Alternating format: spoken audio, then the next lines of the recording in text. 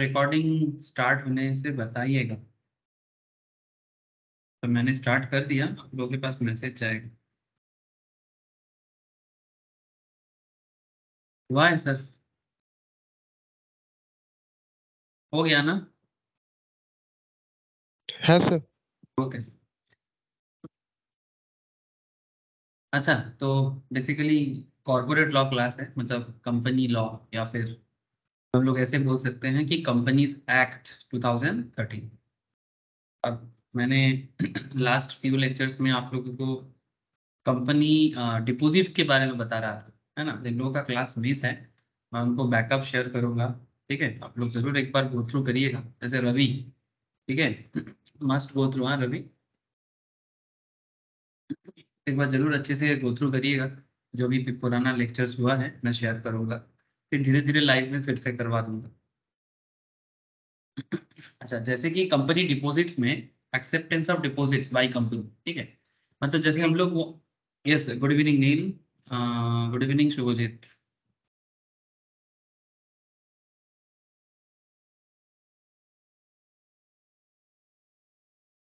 क्या हो रहा है?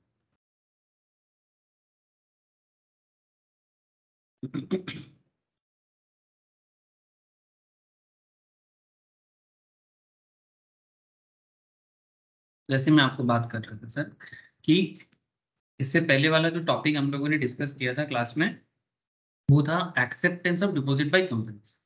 उस कॉन्सेप्ट का मतलब क्या था? उस कॉन्सेप्ट का मतलब था कि अगर हम लोग जैसे बैंक में डिपॉजिट्स करते हैं, तो वैसा ही कंपनी में भी डिपॉजिट कर सकते हैं। कंपनी को एक्चुअली कैपिटल चाहिए होता है, बात को समझे। इससे पहले और एक चैप्टर भी पढ़े हैं sir, share capital and debenture बोल के। तो शेयर कैपिटल डिवेंचर चैप्टर का समरी क्या होता है कि वहां पर कंपनी मार्केट से शेयर रेज करता है, मार्केट से लोन रेज करता है, डिवेंचर के थ्रू से पैसा जुगाड़ करते हैं। तो डिवेंचर लोन क्या है? ये कंपनी के लिए कैपिटल है। जो कंपनी को डिवेंचर देते हैं उनको इंटरेस्ट मिलता है। जो कंपनी को शेयर देता है ना, जो कंपनी का शेयर को सब्सक्राइब करता है उन्हें डिविडेंड मिलता है। सिमिलरली, जो कंपनी को एफडी देता है, मतलब फिक्स डिपॉजिट देता है, उसके बदले कंपनी उन्हें इंटरेस्ट प्रोवाइड करता है। ये बात तो आप लोग एग्री करते हो ना sir? Share, debenture, fix deposits. लेकिन ये बैंक डिपॉजिट नहीं, ये कंपनी डिपॉजिट्स है। और इसी के रिगार्डिंग सेक्शन वाइज पूरा चर्चा मैंने प्रीवियस लेक्चर्स में आप लोगों के साथ डिस्कस किया। याद आ रहा है? विश्वजीत, शुभजीत, शिवम, रवि। सर रवि को नहीं होगा, बाकी लोगों को तो होगा। Yes sir. अब सर आज क्या पढ़ने वाले हैं? सर आज एकदम एक फ्रेश टॉपिक में डिस्कस करेंगे, और एक fresh company law law related एक केस मार्केट में चल रहा है। तो मैंने सोचा एक बार आप लोग को कान में देना चाहिए। ज्यादा डिटेल्स में बात नहीं कर पाएंगे, क्योंकि टॉपिक में भी काफी मेन, मतलब मेन स्ट्रीम में भी बहुत चर्चा का विषय है। लेकिन फिर भी एक बार कान में देना चाहेंगे कि रियल लाइफ सिचुएशंस में कंपनी लॉ रिलेटेड मैटर में क्या क्या होता है, उसका थोड़ा सा आइडिया आप लोगों को होना चाहिए। ठीक है, थोड़ा नहीं, ज्यादा होना चाहिए। फिर भी थोड़ा क्लास में डिस्कस करेंगे। सर एक केस स्टडीज है जी एंटरटेनमेंट का, केस स्टडीज नहीं सिर्फ, मतलब अभी चल रहा है, एकदम प्रेजेंट केस है। जी एंटरटेनमेंट का एक इंसॉल्वेंसी केस चल रहा है। इंसॉल्वेंसी मतलब आप लोग जी एंटरटेनमेंट जानते हो, टीवी में जी का चैनल देख के सब कोई बड़े हुए हैं, है ना सर। तो उसी में थोड़ा सा आपको ये इतना बताएंगे कि रियल लाइफ सिचुएशंस में जब एक कंपनी बैंकरप्टेड हो सकता है, hello, point to be noted, bankrupted हुआ नहीं है, हो सकता है, कोर्ट जब तक डिक्लेयर नहीं करेगा तब तक हम किसी को इंसॉल्वेंट या बैंकरप्टेड नहीं बोल सकते। मतलब जिसको हिंदी में क्या बोलते हैं, दिवालिया, है ना। बंगाली में भी बोलते हैं देवलिया। ओके, बंगाली में बोलते हैं देवलिया, हिंदी में बोलते हैं दिवालिया, और सिंपल इंग्लिश में बोल सकते हैं इंसॉल्वेंट, बैंकरप्सी। बहुत सारा इसके ऊपर अलग अलग लॉ है।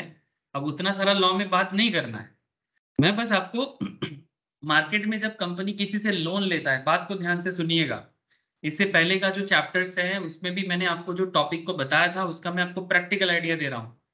जब कंपनी मार्केट से लोन लेता है, जब मार्केट मतलब लोन या डिवेंचर, ठीक है, शेयर कैपिटल डिवेंचर जो लोग कर चुके हो उनको पता है कि क्या होता है। Prospectus and allotment of securities chapter भी जिन जिन लोगों का हुआ है, ठीक है, जिनका नहीं हुआ वो बाद में करेगा। Share capital debenture, prospectus and allotment of securities. यहाँ पर हम लोग पूरा शेयर मार्केट के ऊपर बात की, डिवेंचर के ऊपर बात की। लास्ट जो चैप्टर मैंने आपको पढ़ाया उसमें मैंने आपको डिपॉजिट्स के ऊपर बात की। लेकिन इस सारा केस में एक चीज कॉमन क्या है बोले तो, कि कंपनी मार्केट से बाय हुक और क्रूक थोड़ा नाम बदल के, कभी शेयर के नाम पे, कभी डिवेंचर के नाम पे, कभी डिपॉजिट्स के नाम पे पैसा लेते हैं। लेकिन अगर कभी कंपनी दिवालिया हो जाता है तो क्या होगा? जिन लोगों ने कंपनी को पैसा दिया, स्पेशली जो लोन दिया, जो डिपॉजिट रखा, शेयर का बात अलग है। क्यों अलग है?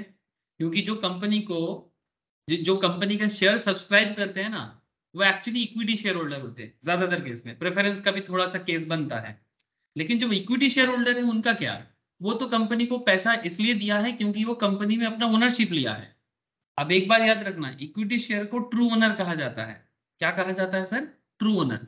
मतलब अगर हम किसी कंपनी का शेयर मार्केट से खरीदते हैं, ट्राई टू अंडरस्टैंड, चाहे वो प्राइवेट कंपनी हो चाहे वो पब्लिक कंपनी हो, अगर बाई चांस कंपनी फ्यूचर में डूब जाते हैं तो एज ए शेयर होल्डर मेरा कोई क्लेम नहीं रह जाता। मतलब कोर्ट में केस नहीं कर सकते कि मैंने इस कंपनी का शेयर खरीदा था, कंपनी डूब गया तो मेरा पैसा वापस दो।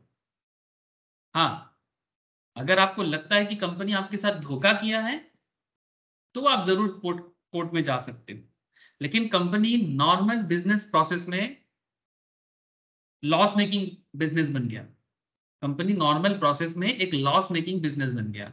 अब जब वो लॉस मेकिंग हो जाएगा तो आपको कहां से डिविडेंड देगा, कहां से आपको शेयर होल्डिंग में बेनिफिट देगा? नहीं दे पाएगा। और आप इक्विटी शेयर होल्डर होंगे ना, तो कंपनी का लॉस अगर हो जाता है तो आप उसमें कुछ क्लेम नॉर्मली नहीं कर सकते। लेकिन अगर आप कंपनी को प्रेफरेंस शेयर दिए हो, मतलब प्रेफर्ड है, वो हाइब्रिड है, उसमें लोन का भी कैरेक्टर होता है, डिवेंचर का भी कैरेक्टर होता है। अगर आप कंपनी को बॉन्ड, कंपनी का बॉन्ड खरीद के कंपनी को पैसा दिए हो, अगर आप कंपनी का डिवेंचर बाय करके कंपनी को पैसा दिए हो, आप पैसा देते हो, इन्वेस्ट करते हो, कंपनी कैपिटल रेज करता है। सिमिलरली आप कंपनी में डिपॉजिट रखे, just like a bank FD. जैसे बैंक एफडी में हम लोग बैंक फिक्स डिपॉजिट करते हैं। बात को समझे सर?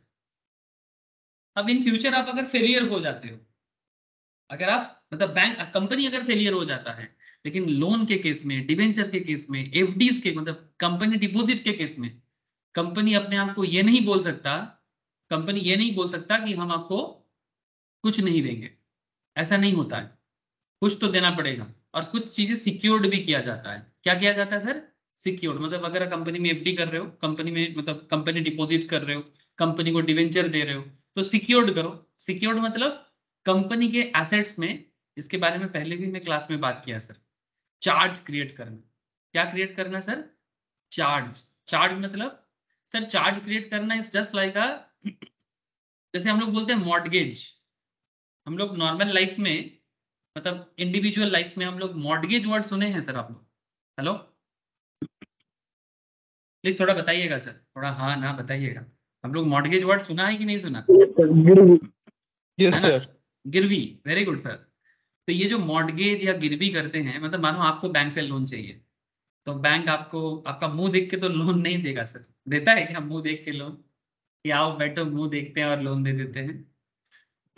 नहीं सर, मुंह देख के लोन नहीं दिया जाता। हाँ, सरकारी स्कीम है, सरकार कहता है कि देना पड़ेगा, वो सरकार उसका लोड लेता है, वो अलग चीज।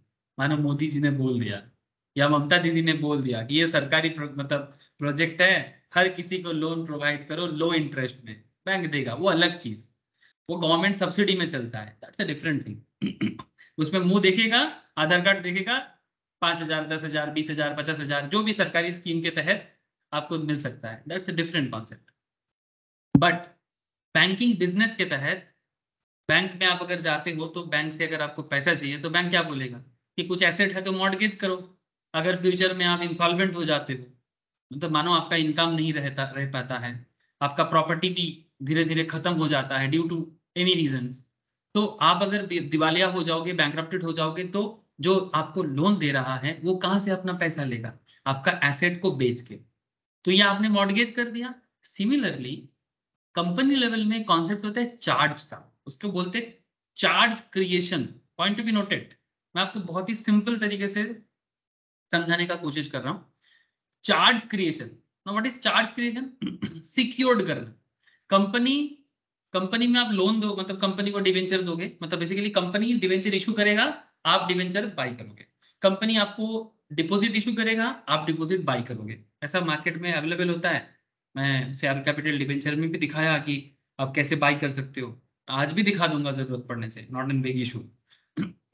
तो आप जब भी बाई करोगे, उसके बाद कंपनी का कोई एसेट्स अगर आप अपने नाम पे मॉर्गेज करना चाहोगे तो उसको बोलते हैं सिक्योर्ड, सिक्योर्ड डिवेंचर। सिक्योर्ड क्यों? क्योंकि अगर बाई चांस कंपनी फेलियर हो जाते हैं तो कंपनी रीपे करेगा अपना एसेट बेच के। बात को समझे ना सर? तो वही टॉपिक है जिसके ऊपर मैं आज आपको बात करने जा रहा हूँ। इसका नाम है सर रजिस्ट्रेशन ऑफ चार्जेस। अब रजिस्टर कहाँ करना है सर? आरओसी में करना है।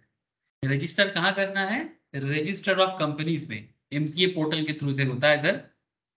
सर सेक्शन वाइज कौन सा सेक्शन के तहत आता है? सर सबसे पहले तो ये कंपनीज एक्ट में सेक्शन 2 सबसेक्शन 16 में मीनिंग के बारे में बोला है। रजिस्टर का ड्यूटी के बारे में सेक्शन 77 में बोला है। एप्लीकेशन ऑफ रजिस्ट्रेशन चार्जेस के बारे में 78 में बोला है। समझ रहे हैं ना सर? नोटिस ऑफ चार्जेस के बारे में सेक्शन 80 में बोला है। सेक्शन याद करना पड़ेगा क्या? हाँ सर बिल्कुल, ठीक है। सेटिस्फैक्शन ऑफ चार्जेस के बारे में 80 to 83 में बोला है। And punishment and rectification in register of charges के बारे में 86 एंड 87 में के अंदर बोला गया है। अब हमें क्या करना होगा सर? हमें कंपनीज लॉ के अंदर ये सारा सेक्शन वाइज कॉन्सेप्ट को समझना होगा, जरूरत के हिसाब से एग्जांपल्स एंड जरूरत के हिसाब से क्वेश्चन आंसर्स और प्रोविजंस को पढ़ना होगा। काम क्या होता है लॉ में?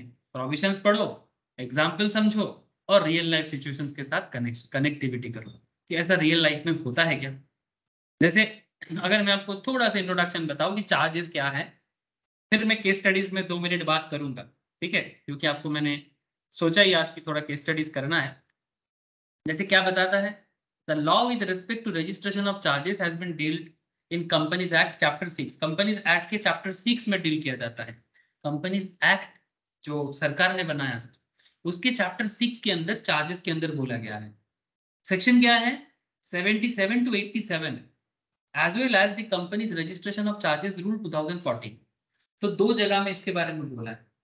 एक chapter 6 of the companies act 2013 section 77 to 87 as well as companies registration of charges rule 2014। मतलब बाद में जब अमेंडमेंट होकर रूल आता है तो अगर रूल में बहुत ज्यादा चेंजेस आता है तो उसको अलग से लिखा जाता है।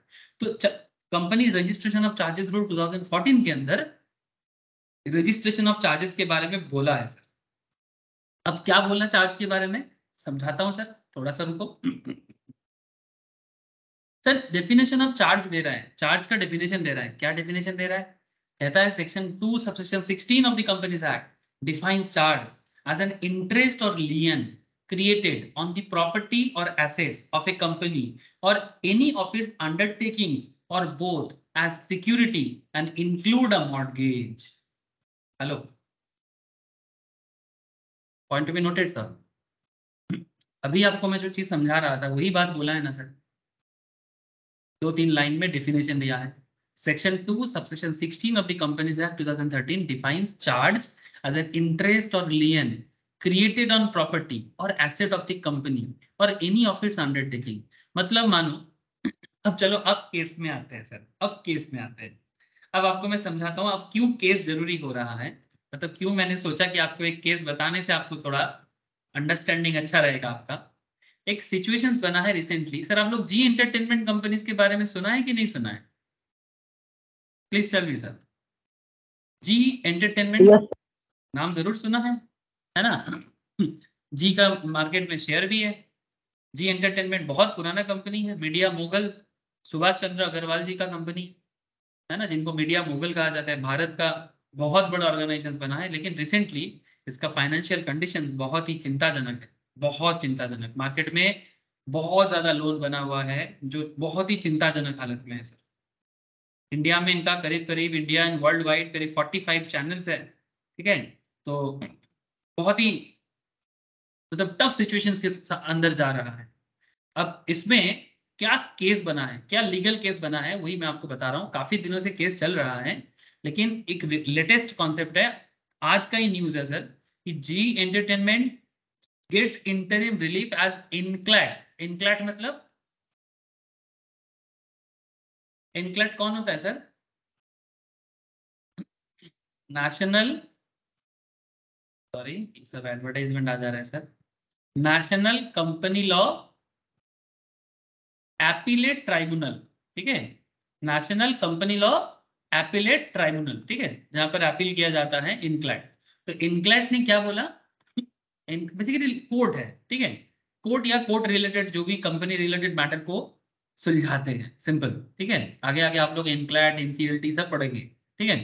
तो इनक्लैट ने स्टे ऑर्डर लगाया किस पे, जी के इंसॉल्वेंसी के ऊपर। ये सब जी का क्या है, चैनल्स है ना, लोग जानते हो, जी युवा, कैफे एचडी, अनमोल, सिनेमा, बॉलीवुड, एक्शन, क्या क्या नहीं है इनका, बहुत सारा है, 45 चैनल से बताया जा रहा है। अब हुआ क्या है सर, मैं आपको ज्यादा डिटेल्स में नहीं जाऊंगा, थोड़ा समरी करके बताऊंगा कि सर इन्होंने लोन लिया था, सिंपल बात है, ठीक है, इन्होंने लोन लेके रखा था, लेकिन इनका बिजनेस अच्छा नहीं जा रहा है, तो इन लोन रीपे नहीं कर पा रहा है। तो इनका जो जिनको लोन दिया था वो कौन था, मतलब जिन्होंने लोन दिया था वो कौन था सर, वो है इंदासिंड में, इंदासिंड बैंक, नाम तो सुना ही होगा आप लोग इंदासिंड बैंक का। हेलो, नाम सुने कि नहीं सुने इंदासिंड का? बिल्कुल सुने होंगे सर, एकदम नेशनलाइज्ड बैंक है। तो national the company law appellate tribunal today state the order of tribunal which had admitted G Entertainment Limited into insolvency, जो इंसॉल्वेंसी प्रोसेस के अंदर जा रहा है, और बेसिकली वो इंसॉल्वेंसी प्रोसेस में नहीं जाना चाहता, वो उसमें टाइम मांग रहा है। तो National company law Tribunal had admitted Zee into insolvency on an applications by IndusInd bank. तो बेसिकली इंडसइंड बैंक बोल रहा है कि इनको इंसॉल्वेंसी बोलो करो, और इनके इंसॉल्वेंट होने पे इंडसइंड को क्या फायदा है बोलो तो, अगर जी इंसॉल्वेंट हो जाता है तो इंडसइंड को ये फायदा है, तो उनका एसेट सेल करके इंडसइंड को जितना हो सकता है रिकवर होगा। तो डे लैटर जी का जो चीफ एग्जीक्यूटिव ऑफिसर है, दैट इज पुनीत गोयंका, जो सीईओ है जी का, अप्रोच इनक्लैट मतलब National company Law Appellate seeking relief against the companies admission to insolvency. वो रिलीफ मांग रहा है कि अभी कंपनी को इंसॉल्वेंसी मोड में जाने के लिए रिलीफ दिया जाए, ठीक है, बात को समझे। On Friday, arguing for G, senior advocate Mukul Rohtagi said that recovery of the loan must go through the debt recovery tribunal। क्या बना है, लोन रिकवरी। मैं आपको क्या बोला था, लोन लिया है किसने, जी ने, ठीक है। तो ऑन फ्राइडे जी का senior advocate Mukul Rohatgi said the recovery of loan must go through डेब्ट रिकवरी ट्राइब्यूनल। मतलब जैसे मार्केट में अगर किसी ने सेल किया है तो डेब्ट रिकवरी ट्राइब्यूनल के थ्रू से इसका सोल्यूशन होना चाहिए, ना कि इंसॉल्वेंसी एंड बैंकरप्सी कोर्ट के थ्रू से। अब इसमें क्या प्रॉब्लम है, मैं थोड़ा सा बता देता हूं आपको। अगर कोई इंसॉल्वेंसी बैंकरप्सी में जाता है मतलब उसको दिवालिया घोषित करना, और अगर डेब्ट रिकवरी ट्राइब्यूनल पे जाएगा ना तो दिवालिया नहीं, कंपनी अपना जो भी इनकम है उससे वो धीरे धीरे डेब्ट जो है उसका वो मार्केट में वो डेब्ट को रीपे करेगा। ये सिंपल है। तो यहाँ पर कुछ आर्गुमेंट चल रहा है इनके बीच में कि जी के तरफ से जो लॉयर है वो बोल रहा है कि Zee is the guarantor not the principal debtor. अब ये सब देखने पड़ेगा कि एक्चुअल में क्या है। तो debtor is company called city network. Debtor कौन है ना, सिटी केबल नेटवर्क जो है वो डेटर है। तो I have given a special guarantee that if the debtor does not maintain interest I will pay। मतलब ये बेसिकली गारंटर बोल रहा है। आई एम गोइंग थ्रू इसके बारे में भी, CA inter as well as CA executive level में एक लॉ का पेपर होता है अदर लॉ में, जिसमें गारंटी कॉन्ट्रैक्ट के ऊपर एक कॉन्सेप्ट है, ठीक है। तो वैसा ही कॉन्सेप्ट है सर, कि जैसे यहाँ पर जी बोल रहे हैं कि मैं गारंटर हूँ और जो डेटर है वो सीटी है, ठीक है। तो अगर सीटी पेमेंट नहीं कर पाएगा तो मैं पेमेंट करूंगा। आई have given a special guarantee that if the debtor does not maintain interest I will pay। I am going through a merger। अब यहाँ पर जी जो है वो कहना चाहता है कि मैं मार्जर में जा रहा हूँ। मार्जर मतलब कोई दूसरा कंपनी के साथ मार्ज कर रहा है, कौन, Zee. If it is not that if debtor defaults then I will pay everything. अगर अगर सिटी केबल पे नहीं कर पाता है तो जी पे करेगा, लेकिन अभी जी जो है वो मार्जर में जा रहा है। जी डज नॉट हैव टू पे द लोन, उसको लोन पे करने का राइट तो नहीं है। अगर सिटी नहीं कर पाएगा, ऐसे सिटी भी जी का ही एक मतलब एंटिटी है सर, मैं आपको बता दूं। सिटी केबल नेटवर्क जो है वो एक्चुअली जी का ही है, लेकिन वो अलग एंटिटी है, इट्स डिफरेंट एंटिटी। अब आपको लीगल केसेस समझ में आ रहा है ना। अब यहाँ पर जी बोल रहे हैं कि सिटी लोन लिया है, जी तो गारंटर है, ठीक है। अब इंडसइंड का भी आर्गुमेंट देखना पड़ेगा। तो I have given a special guarantee responding to Zee's argument. IndusInd bank का जो काउंसलर है राजीव नया, वो बोल रहा है that said issue is not one of the maintainability, it is the merit issue। ये मेंटेबिलिटी नहीं है, ये मेरिट का इश्यूज है। क्या सच में जी या सिटी, जी का ही एक एंटिटी है सिटी, क्या वो सच में रिपे कर पाएगा? ये राजीव नया का कॉन्सेप्ट है, क्योंकि इंडसइंड बैंक को कितना लोन बाकी है? 180 करोड़ का ड्यू है सर, 180 करोड़ का ड्यू है। और उन्होंने पॉइंटेड आउट किया कि Zee did not file a reply before NCLT after insolvency proceedings were initiated, 4-5 hearing had taken place and still they did not file a reply. मतलब जी अभी भी कोई रिप्लाई नहीं दिया है, इंडसइंड एनसीएलटी के पास इंसॉल्वेंसी प्रोसीडिंग्स के लिए एप्लीकेशन डाल चुका है। G has come here going from one court to another taking their chances. Today they cannot say that they were not heard. मतलब वो लोग ये नहीं बोल सकते कि उनको हियरिंग में नहीं बुलाया गया। The NCLAT has given 2 weeks to IndusInd Bank, ठीक है। नेशनल कंपनी लॉ ट्राइब्यूनल ने जी को 2 हफ्ता का, सॉरी इंडसइंड को 2 हफ्ता का टाइम दिया है फिर से उसको रिस्पॉन्स को देने के लिए, ठीक है। अब यहाँ पर पूरा खेल जो है, अब इसमें स्टे ऑर्डर लगा दिया गया स्टे ऑर्डर लगा दिया गया, सॉरी सर बीच बीच थोड़ा सा इंटरनेट एडवर्टाइजमेंट आ जा रहा है, तो इसमें स्टे ऑर्डर लगा गया। It is important note that on March 9 the company law tribunal is set to hear Zee's application on the proposed merger. अच्छा, वो अब जो मर्जर का पॉइंट जो था, जी जो बोल रहे हैं कि हम मर्ज कर रहे हैं, वो एक्चुअली सोनी ग्रुप का एक फुल्ली ओन्ड सब्सिडियरी कंपनी है। अब आप लोग देखो सर, कंपनी लॉ में आप लोग ये सब चीज पढ़ते हो, सब्सिडियरी क्या होता है, होल्ली ओन्ड क्या है, पार्टली होल्ड क्या है। तो सोनी ग्रुप का एक फुल्ली ओन्ड सब्सिडियरी कंपनी है, फुल्ली मतलब 100% सब्सिडियरी सोनी का, जिसका नाम है culvert max entertainment private limited, ठीक है। जो सोनी का एक इनडायरेक्ट होल्ली ओन्ड सब्सिडियरी है, डायरेक्ट नहीं इनडायरेक्ट, मतलब किसी और के थ्रू से है। सोनी का अंदर कोई है, वो थोड़ी शायद उस पर होल्ड करके रखा है। कंपनी का नाम है culvert max entertainment private limited. अब जी का मानना है कि हम लोग इस कंपनी के साथ मार्ज कर रहे हैं, और मार्ज करने के बाद हमारा जो भी लाइबिलिटीज है या सिटी का जो भी लाइबिलिटीज है हम रीपे करने का कोशिश करेंगे या करेंगे, इस तरह से वो बात चल रही है। अब पूरा खेल कोर्ट में है। अब आपको बस इतना मैं कहना चाह रहा हूँ, अभी एनसीएलटी, एनक्लैड, जी, ये सब तो जस्ट एक बहाना था आपको समझाने का। मैं आपको ये कहना चाह रहा हूँ कि जब भी मार्केट में कंपनी का लोन ड्यू हो जाता है, बात को समझे, और बहुत दिनों से ड्यू का जो प्रोसेस है, जो प्रक्रिया है वो चले जा रहे हैं, तो जिनका भी लोन बाकी रहेगा, चाहे वो बैंक का हो, चाहे वो किसी बड़े एसेट मैनेजमेंट कंपनी का हो, चाहे किसी का भी हो, वो क्या बोलेगा कि भाई आप इतना दिन हो गया लोन रीपे क्यों नहीं कर पा रहे हो? लोन रीपे करो, जो भी आपने लिया, अगर डिपॉजिट रखा है तो वो रीपे करो, जो भी अमाउंट है रीपे करो। तो अगर कंपनी ये करने में नाकाम हो जाते हैं तो वो इंसॉल्वेंसी प्रोसेस के लिए तो बोलेगा, बिल्कुल बोलेगा। अब जब इंसॉल्वेंसी प्रोसेस आ सकता है या डेब्ट रिकवरी प्रोसेस आ सकता है, वॉट एवर जो भी प्रोसेस है, अब जी बोल रहे हैं इसको डेब्ट रिकवरी में डालो, इंसॉल्वेंसी में मत डालो, क्योंकि इंसॉल्वेंसी में मतलब बहुत बड़ा चीज। ऐसा और भी कंपनी है जिसका ये सब केस बन रहा है। जैसे आप लोग एक हवाई जहाज कंपनी है, मतलब फ्लाइट है, क्या नाम है उसका, नरेश गोयल उसका ओनर है, जो अभी बंद करके बैठा हुआ है, जेट एयरवेज। उसका भी ऐसा ही सिचुएशन चल रहा है। रिसेंटली येस बैंक के ऊपर भी एक अलग केस बना था, उसका भी मैं क्लास में डिस्कस किया। येस बैंक ने कुछ इशू किया था जिसके ऊपर रेस्ट्रिक्शन लगा जा रहा है as per the accountancy and as per the law. तो ऐसा बहुत सारा मैटर होता रहता है। आप लोग अगर अकाउंटेंसी ठीक ठाक से पढ़ते हो, अगर आप लोग ठीक ठाक से लॉ को समझते हो, तो आप सब ये सब केस को समझो, देखो, जानो। नहीं देखोगे, नहीं जानोगे, सिर्फ लॉ कैसे समझ में आएगा? नहीं आएगा, इसीलिए भी। अब चलो, अब थोड़ा लॉ में पढ़ते हैं, जानते हैं, और क्या थोड़ा सा बताना था, केस स्टडीज बता दिए। अब आपको इंटरेस्ट ज्यादा आ गया तो आप खुद का रिसर्च करके देखो, जानो, कोई मना नहीं करता है। तो चार्ज क्या है sir? Charge is an interest और lien. It is created on the property और एसेट्स ऑफ ए कंपनी और एनी ऑफ इट्स अंडरटेकिंग और both.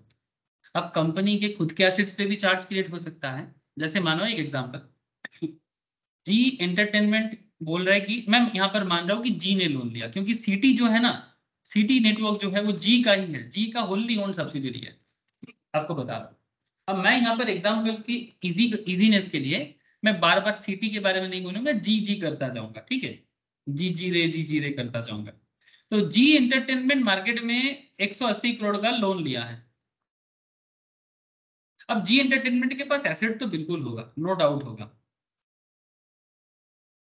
Now the question is that अच्छा, जी का खुद का एसेट भी हो सकता है, या फिर जी एंटरटेनमेंट का मानो कोई सब्सिडियरी है,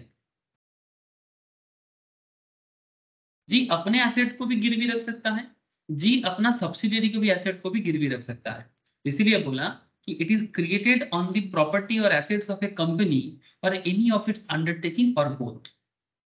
it is created as security for repayment of loan. Hello, क्यों किया जाएगा? लोन रिपे करने के लिए, लोन रिपे करने के लिए।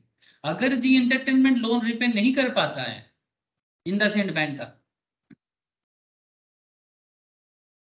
तो अगर इंडसइंड बैंक ने या जी एंटरटेनमेंट ने इस पर्टिकुलर लोन के ऊपर चार्ज क्रिएट करके रखा है, आई थिंक जरूर चार्ज क्रिएट करके रखा होगा सर, इतना बोका थोड़ी कोई है। तो चार्ज क्रिएट करके रखा हुआ है, तो उस चार्ज के अगेंस्ट में जो जो एसेट पे चार्ज क्रिएट होके रखा था उसको सेल करके लोन रीपे होगा। Charge include mortgage also. Sir बात समझ में आया? इतनी देर से चार्ज चार्ज चिल्लाते जा रहा हूँ, प्लीज मुझे इतना बता दो कि आप लोगों को चार्ज का कॉन्सेप्ट क्या है समझ में आ गया। अब आगे और भी चीजें बताता हूँ, प्लीज सर टेल मी, थोड़ा बता दो।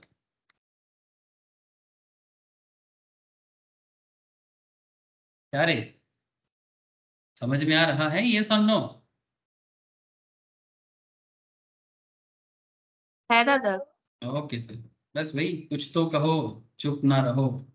अच्छा, whenever a company borrows money by way of loans, including term loans or working capital loan from financial institutions or banks, whenever a company borrow money by way of loans including term loan मतलब short term, एक 6 months time period के लिए, 3 months time period के लिए, या फिर 2 साल के लिए, 10 साल के लिए टर्म पीरियड हो सकता है, या फिर वर्किंग कैपिटल लोन मतलब बिजनेस करने के लिए। जब आप लोग फाइनेंशियल मैनेजमेंट का क्लास करोगे, ठीक है, सभी को पढ़ना पड़ता है, C S C S C M में everybody have to know working capital concept. तो वहां पर आपको वर्किंग कैपिटल क्या है समझा जाएगा, और वर्किंग कैपिटल लोन कैसे लिया जाता है इसका भी कैलकुलेशंस करके बताया जाएगा कि एक प्रोजेक्ट बना के कैसे एक कंपनी लोन के लिए अप्लाई करते हैं। एकदम एकदम एक एक्सपर्ट की तरह सीखोगे सर, ठीक है। उसके लिए आपको फाइनेंशियल मैनेजमेंट पढ़ना पड़ेगा। ऑलरेडी ये क्लास मेरा चलता है, ये ज्यादातर केस में हर एक को ग्रुप 2 में पढ़ना पड़ता है। सीएस के न्यू सिलेबस में इसको ग्रुप 1 भी रखा गया है, सीएम भी ग्रुप 2 में पढ़ता है, सीएमए वाले भी ग्रुप 2 में पढ़ता है। ओके सर, तो फाइनेंशियल मैनेजमेंट में वर्किंग कैपिटल लोन वगैरह का बातचीत कर लेंगे, लेकिन फिलहाल आपको बस इतना कहना चाहता हूँ कि कंपनी अपना day to day working concept को चलाने के लिए जो पैसा का जुगाड़ करते हैं, जो लोन लेते हैं, उसे वर्किंग कैपिटल लोन बोला जाता है। कहाँ से लेगा लोन? अरे बैंक से लेगा, एनबीएफसी से लेगा, फाइनेंशियल इंस्टीट्यूशन और एनी अदर पर्सन से भी ले सकता है। मतलब कोई इंडिविजुअल जिनके पास काफी अच्छा खासा पैसा हो वहां से भी ले सकते हैं। बाय ऑफरिंग इट्स प्रॉपर्टी और assets, by offering its property or assets as security, a charge is created on such property or asset in favor of the lender। जो कोई भी लोन देगा, जस्ट से फॉर एग्जांपल, जैसे इंडसइंड ने जी को loan दिया है, इंडसइंड ने जी को लोन दिया है, जी एंटरटेनमेंट को। तो इंडसइंड जब जी को लोन दिया, तो यहाँ पर लेंडर कौन? Who is the lender? IndusInd is the lender. तो इंडसइंड जो लेंडर बना है, जी एंटरटेनमेंट जी एंटरटेनमेंट अपना कोई एसेट इंडसइंड के नाम पे चार्ज क्रिएट कर देगा। इसीलिए इसको क्या बोलते हैं? As security a charge is created on such property और asset in favour of the lender. किसके फेवर में करेगा? इंडसइंड के फेवर में करेगा।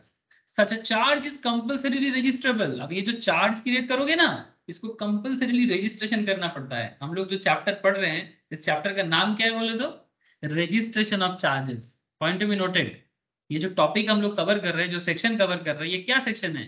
Registration of charges. मतलब सिर्फ चार्ज क्रिएट करने से ही नहीं होता है, इस चार्ज को रजिस्ट्रेशन करना पड़ता है। नहीं तो प्रूफ कैसे रहेगा कि हाँ सच में चार्ज क्रिएट हुआ है बोल के?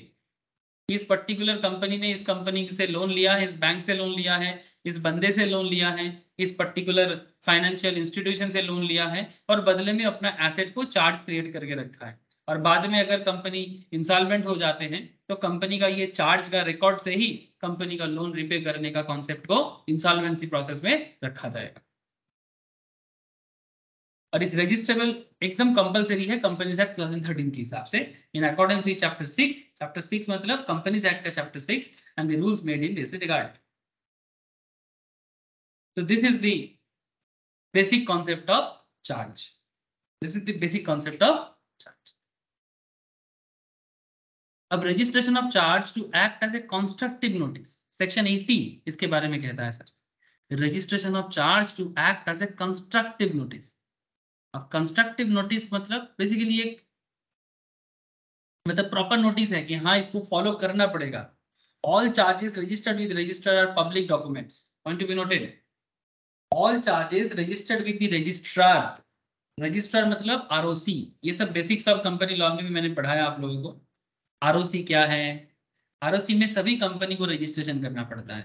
जब कोई कंपनी रजिस्टर होता है उसे आरओसी के पास ही रजिस्टर होना पड़ता है। और आरओसी के बारे में मैंने आपको बहुत सारा बात कहा है पहले भी कि आरओसी जो है वो हर एक स्टेट में एक एक करके है। जैसे वेस्ट बंगाल में एक आरओसी है, बिहार में भी एक आरओसी है। इंडिया में तो ऐसा स्टेट है जैसे कि महाराष्ट्र, तमिलनाडु जैसे बड़े बड़े स्टेट जहां पर नंबर ऑफ कंपनी ज्यादा है तो वहां पर आरओसी 2 है, रजिस्ट्रार ऑफ कंपनी।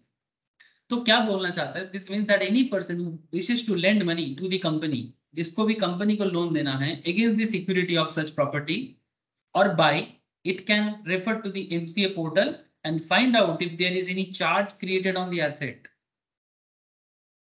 मतलब आप समझ रहे हो कि अगर किसी को किसी कंपनी को लोन देना है, चाहे वो बैंक हो, चाहे वो कोई इंडिविजुअल ह्यूमन बीइंग हो, चाहे वो कोई इंस्टीट्यूशन हो, अगर उसे किसी कंपनी को लोन देना है, अगर उसे किसी कंपनी को लोन देना है तो वो एमसीए पोर्टल में जाके चार्ज का डेटा जरूर देख सकता है।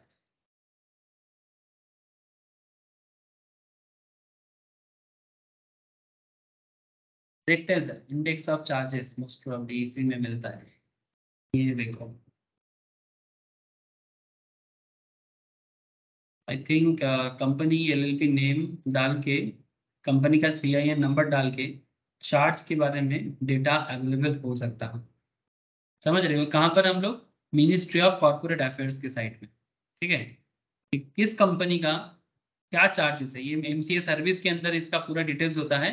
इसमें अगर आप इंडेक्स ऑफ चार्जेस देखना चाहते हैं ना, तो आप कंपनी का या एलएलपी का मतलब लिमिटेड लायबिलिटी पार्टनरशिप या कंपनी के बारे में डिटेल्स यहाँ पर पुट करो।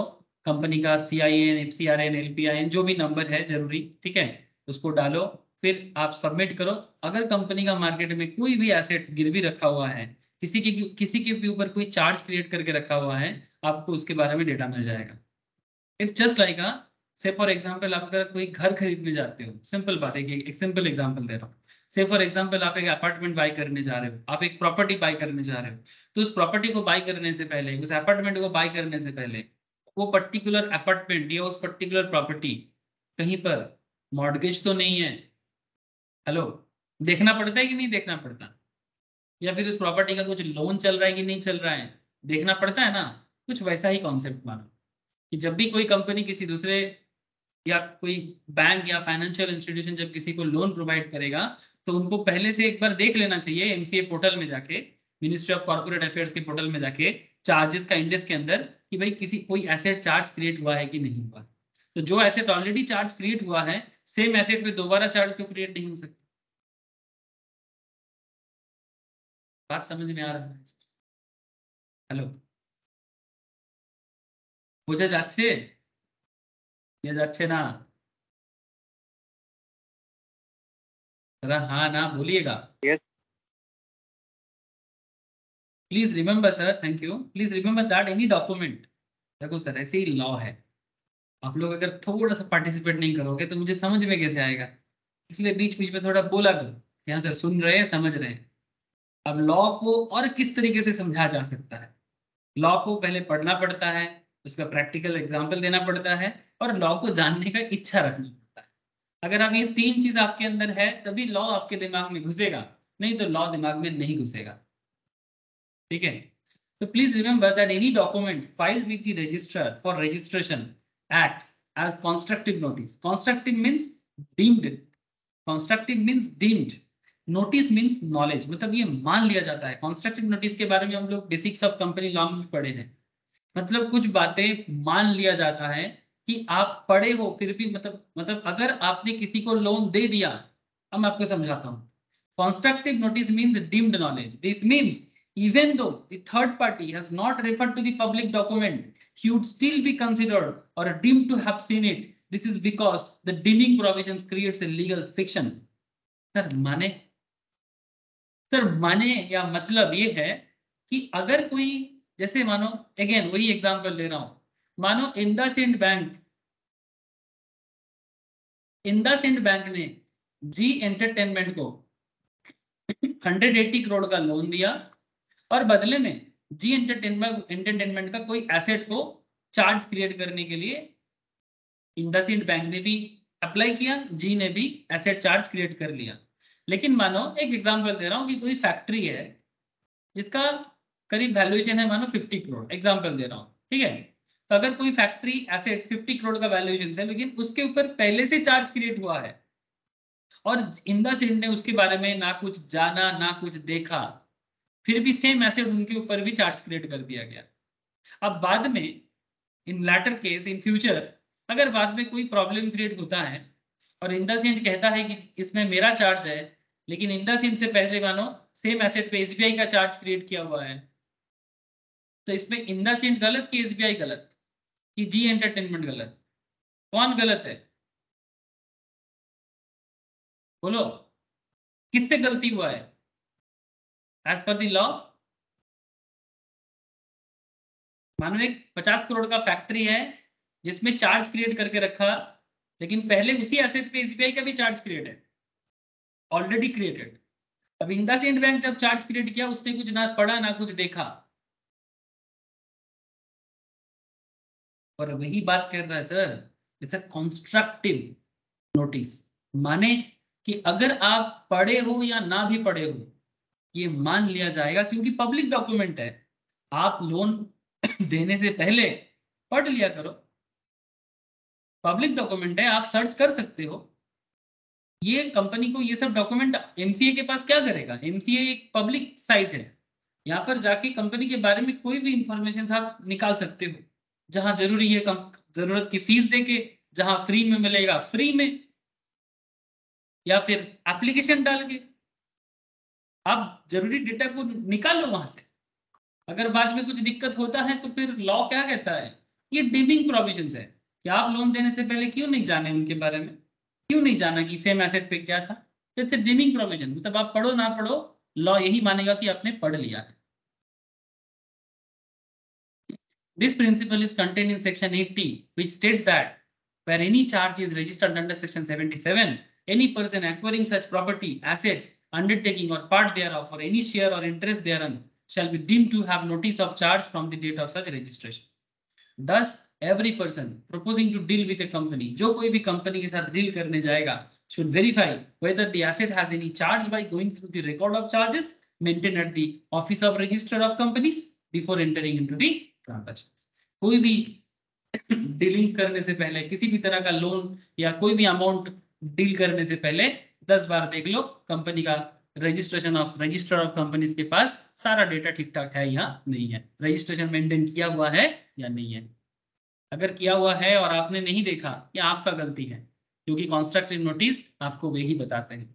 इन case he enters into the transaction without making any inquiry, अगर कोई इंक्वायरी करके बिना आप कुछ भी ट्रांजैक्शंस कर लेते हो, and later on suffered loss because of charge, he cannot claim the loss from the company for it shall be deemed that he had notice of charges। मान लिया जाएगा कि उनको चार्ज का नोटिस मिला था। You will appreciate that compulsory registration of charges also act as a method of preventing company from offering the same asset as security to borrow funds fraudulently from the different lender।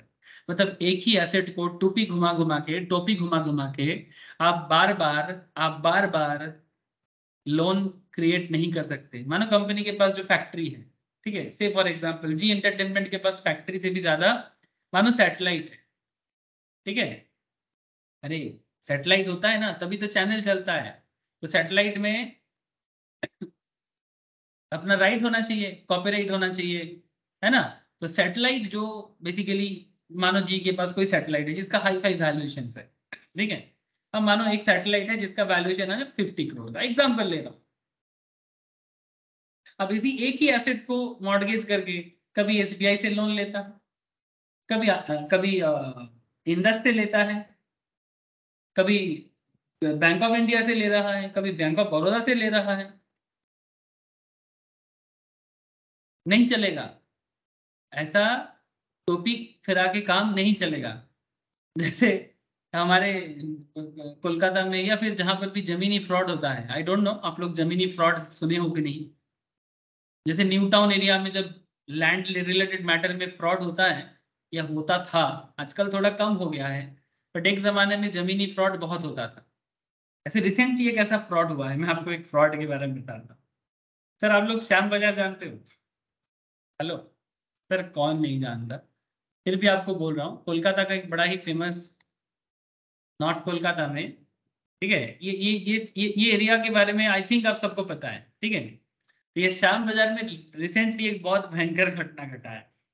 Shyam बाजार में footpath में, श्याम बाजार में ये जो footpath देख रहे हो ना सर, श्याम बाजार में फुटपाथ एरिया में एक फुटपाथ को किसी ने डीड बना के 1.5 लाख में बेच दिया। मतलब फुटपाथ में किसी का दुकान था, अब वही दुकान डीड बना के, point to be noted sir, deed बना के किसी और को बेच दिया। मतलब समझ रहे हैं आप बात को? अच्छा, फुटपाथ क्या किसी का ओनरशिप में है क्या? हेलो, ये एकदम परसों का ही घटना है। ये डीड कौन बनाया, कोर्ट में तो ये एप्लीकेबल नहीं हो पाएगा। आई डोंट नो कौन सा लॉयर था और कैसे क्या किया। पहला बात, ये जो फुटपाथ में किसी का भी दुकान है, ठीक है, फुटपाथ में किसी का भी दुकान है, ये तो जस्ट एक ओरल कॉन्सेप्ट में पॉलिटिकल फेवरेट, मतलब बेसिकली फुटपाथ में दुकान नहीं बना सकते आप, मैं आपको पहले ही बता दूं। कोलकाता में या कोई भी बड़े शहर में, स्पेशली हमारे कोलकाता में तो बहुत ज्यादा फुटपाथ ऑक्यूपाई करके दुकान है। ये पॉलिटिकल प्रोपेगेंडा है, वोट बैंक है, इसके बारे में कभी चर्चा करेंगे। फुटपाथ ऑक्यूपाई नहीं किया जा सकता, क्योंकि फुटपाथ लोगों के चलने के लिए है, किसी के दुकानदारी के लिए नहीं। अब आप बोलोगे सर तो फिर वो लोग कहाँ दुकान देगा? अरे दुकान के लिए सरकार कहीं कहीं पर शॉपिंग कॉम्प्लेक्स बना दे, कॉम्प्लेक्स में दुकान देगा, फुटपाथ में क्यों देगा?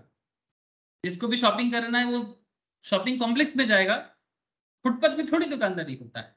इसमें पूरा का पूरा सिटी का ट्रांसपोर्टेशन सिस्टम, पूरा कंजेशन क्रिएट करना, सब हो जाते हैं। देखो सर, मैं तो आपको लीगल बात बता रहा हूँ, ठीक है। अब इसमें किसी को सहमति हो भी सकता है, ना भी हो सकता है, दैट्स अ डिफरेंट पार्ट। अब आप बोलोगे सर कौन बिठाया था? पश्चिम बंगाल में सर जब सीपीएम का सरकार था उन्होंने बिठाया था। तो क्यों बिठाया था, किस लिए बिठाया था, इसमें बहुत सारा पॉलिटिकल बातें हो सकता है। कोई बोलेगा कि गरीबी मिटाओ था, चलो जो भी है अलग बात है, उसमें बात नहीं करते। लेकिन फुटपाथ बिक कैसे गया? 1.5 लाख के, सिर्फ 1.5 लाख का एक ऐसे फुटपाथ जो मेरा है ही नहीं, मैं किसी और को 1.5 लाख रुपए से एक रजिस्ट्रेशन डीड में कोर्ट पेपर में बेच दिया। गजब ऐसे। अब ऐसा ही बात है ना। अब जो अब मानो कि बाद में जिसने 1.5 लाख से खरीदा है, बात को समझो, मैं क्यों ये फुटपाथ वाला कहानी आपको शेयर किया। जिसने 1.5 लाख से फुटपाथ को खरीदा है दुकान देने के लिए, बाद में अगर कोई सरकारी लोग आके उसको वहां से उठा देता है, वो क्या बोलेगा? मैंने इसको खरीदा। या फिर ये कॉन्स्ट्रक्टिव डीम्ड कॉन्स्ट्रक्टिव नोटिस है कि फुटपाथ पर आप फुटपाथ नहीं खरीद सकते। आप म्यूचुअल अंडरस्टैंडिंग से आप अगर ऑक्यूपाई करके रखे हो, that's a different part, but legally आप फुटपाथ ऑक्यूपाई कैसे कर सकते हो? आप बात समझ पा रहे कि नहीं समझ पा रहे? हेलो, अरे बात समझ में आ रहा है? हाँ या ना? है अरे कोई सर। तो बताओ। Yes sir. है ना? तो वही बात है कि अगर सेम एसेट पे एक एसेट को हर जगह में मॉर्गेज कर रहा है, अब जैसे मैं बोल रहा हूँ, एसबीआई पे मॉर्गेज किया, इंडसइंड ने भी सेम एसेट पे चार्ज क्रिएट करके लोन दे दिया, कंपनी ने चार्ज क्रिएट किया। अच्छा, इसीलिए इसको रोकने के लिए क्या किया सर, सरकार क्या बोलता है, लॉ क्या कहता है? You will appreciate that compulsory registration of charges also act as a method of preventing a company from offering the same asset. ये कंपनी को प्रिवेंट करेगा कि वो सेम एसेट को बार बार as a security fund borrow करने के लिए, मतलब लोन लेने के लिए अप्लाई नहीं कर सकता। तो कैसे, मतलब देखो सर, मानो आपके पास एक सैटेलाइट है, जैसे जी एंटरटेनमेंट के पास मानो एक सैटेलाइट है, तो जी एंटरटेनमेंट के पास सैटेलाइट है, तो वो क्या करेगा, अपना सैटेलाइट उसका एसेट है, एसेट को वो अगर एमसीए के साइड में, जैसे वो किसी के अगेंस्ट में चार्ज क्रिएट करके लोन लेगा, तो एमसीए के साइड में जाके चार्ज क्रिएट करे, डेटा को पुट करे कि भाई मेरा ये एसेट है, मैंने इन बंदे को लोन दिया, उसका एक नंबर होगा, इस प्रोसेस होगा, बस उस नंबर से, उस प्रोसेस से वो पर्टिकुलर एसेट चार्ज क्रिएट करके रखा हुआ रहेगा कि ये एसबीआई को चार्ज क्रिएट किया हुआ है, ये कोई फलाना को चार्ज क्रिएट किया हुआ है, कोई XYZ को चार्ज क्रिएट किया हुआ है, रजिस्टर कर दो। अब ये मैंडेटरी है, एमसीए कहता है, आरओसी कहता है, कंपनी लॉ कहता है कि मैंडेटरी है। अगर कंपनी नहीं करेगा ना तो कंपनी पे पेनल्टी लगेगा। सर कितना, आगे बताते हैं, आगे बताते हैं कि कंपनी अगर ये काम नहीं करेगा तो कंपनी को कितना पेनल्टी लग सकता है, ऑफिसर डिफॉल्ट करेगा तो कितना पेनल्टी लग सकता है, बात करते हैं। Vishnu marketing limited obtaining a term loan of ₹50 lakh from beta commercial bank limited. तो यहाँ पर इतना समझ लो, विष्णु मार्केटिंग लिमिटेड एक कंपनी है जिसने एक टर्म लोन ले रहा है 50 लाख का। कहाँ से ले रहा है, बीटा कमर्शियल बैंक लिमिटेड से, by creating a charge on one of its office building. अब विष्णु मार्केटिंग अपना ऑफिस बिल्डिंग पे चार्ज क्रिएट कर रहा है कि अगर मैं लोन ना दे पाऊं तो मेरा ऑफिस बिल्डिंग बेच के लोन रिपे करूंगा, या सिचुएशन वाइज ऐसा किया जाएगा। And the charge was duly registered, और ये चार्ज विष्णु मार्केटिंग लिमिटेड ने आरओसी पे रजिस्टर्ड किया। Later on if the building is sold, एक सेकेंड,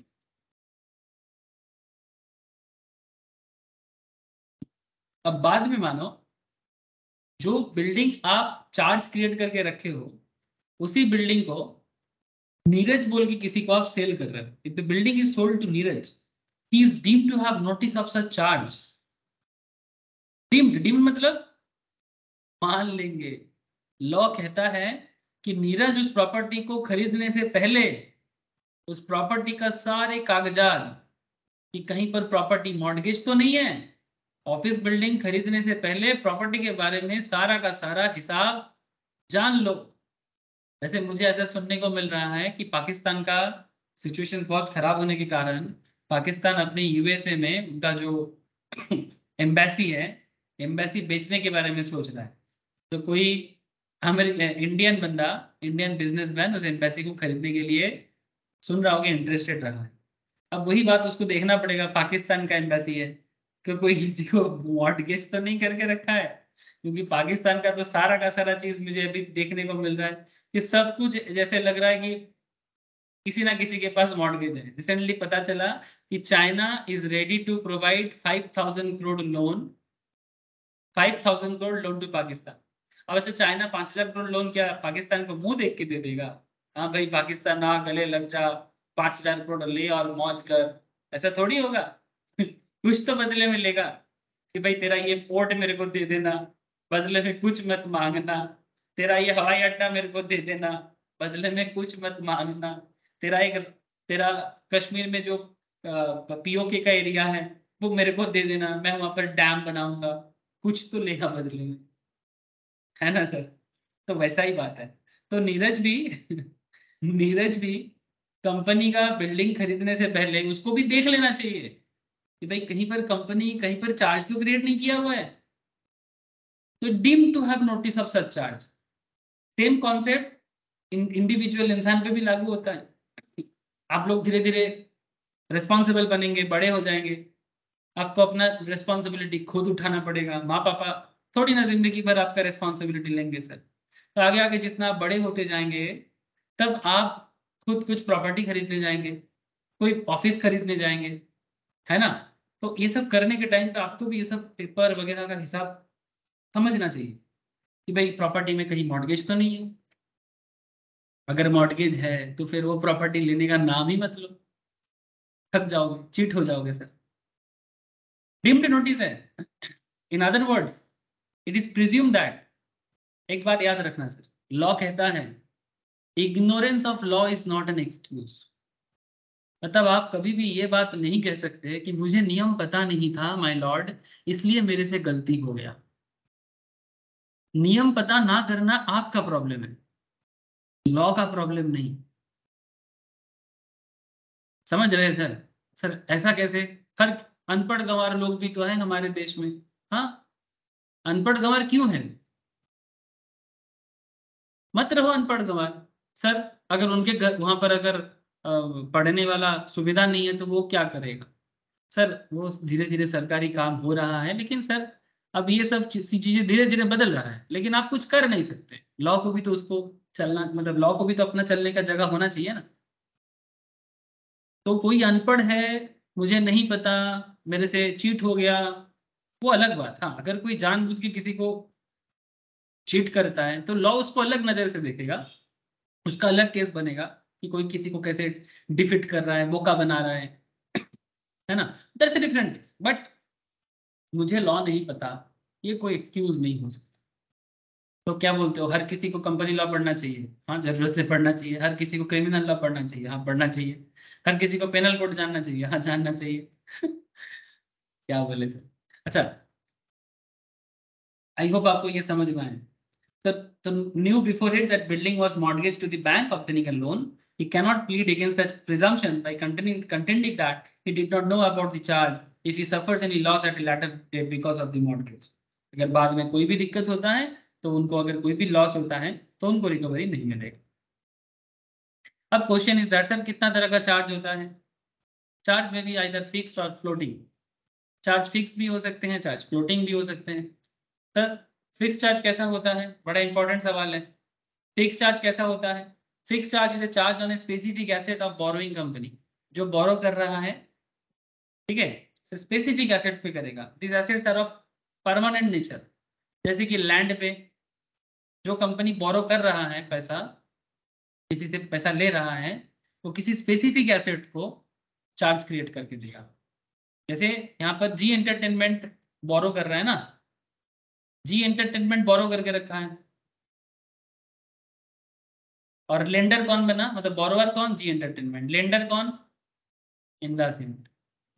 पार्टी को समझे? So now it's a responsibility of G Entertainment. Fixed charge is a charge on a specific asset of the borrowing company. वो borrowing company का specific asset को charge create करे। ये asset क्या है? परमानेंट नेचर का होगा, लाइक लैंड होगा, बिल्डिंग होगा, ऑफिस प्रीमाइसेस हो सकता है, machinery installed by the company हो सकता है, एंड द लाइक, इस तरह का। Further this assets are identified at the time of creation of charge. Charge create करने के टाइम पे इसको आइडेंटिफाई भी किया जाएगा। Fix charge is usually created by way of mortgage or deposit of title deeds. Fix charge normally mortgage create करके या फिर टाइटल डीड्स, मतलब ओनरशिप पेपर। टाइटल डीड्स क्या होता है? मतलब कोई प्रॉपर्टी आपका हो, उसका क्या प्रमाण है? प्रॉपर्टी को एकदम पकड़ के बोलोगे कि ये मेरा है। हेलो, कोई प्रॉपर्टी आपका है, इसका प्रमाण कैसे दोगे? प्रॉपर्टी को हग करके बोलोगे कि ये मेरा है। हाँ सर, या फिर प्रॉपर्टी का जो टाइटल डीड्स है उसको जमा करोगे। बात समझ में आ रहा है कि नहीं आ रहा है? अरे बोलो सर।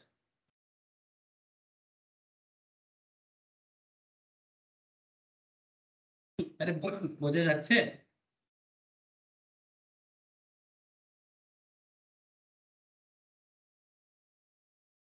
কি রে, কানেক্টেড আছে কি নেই কেউ? हाँ या ना?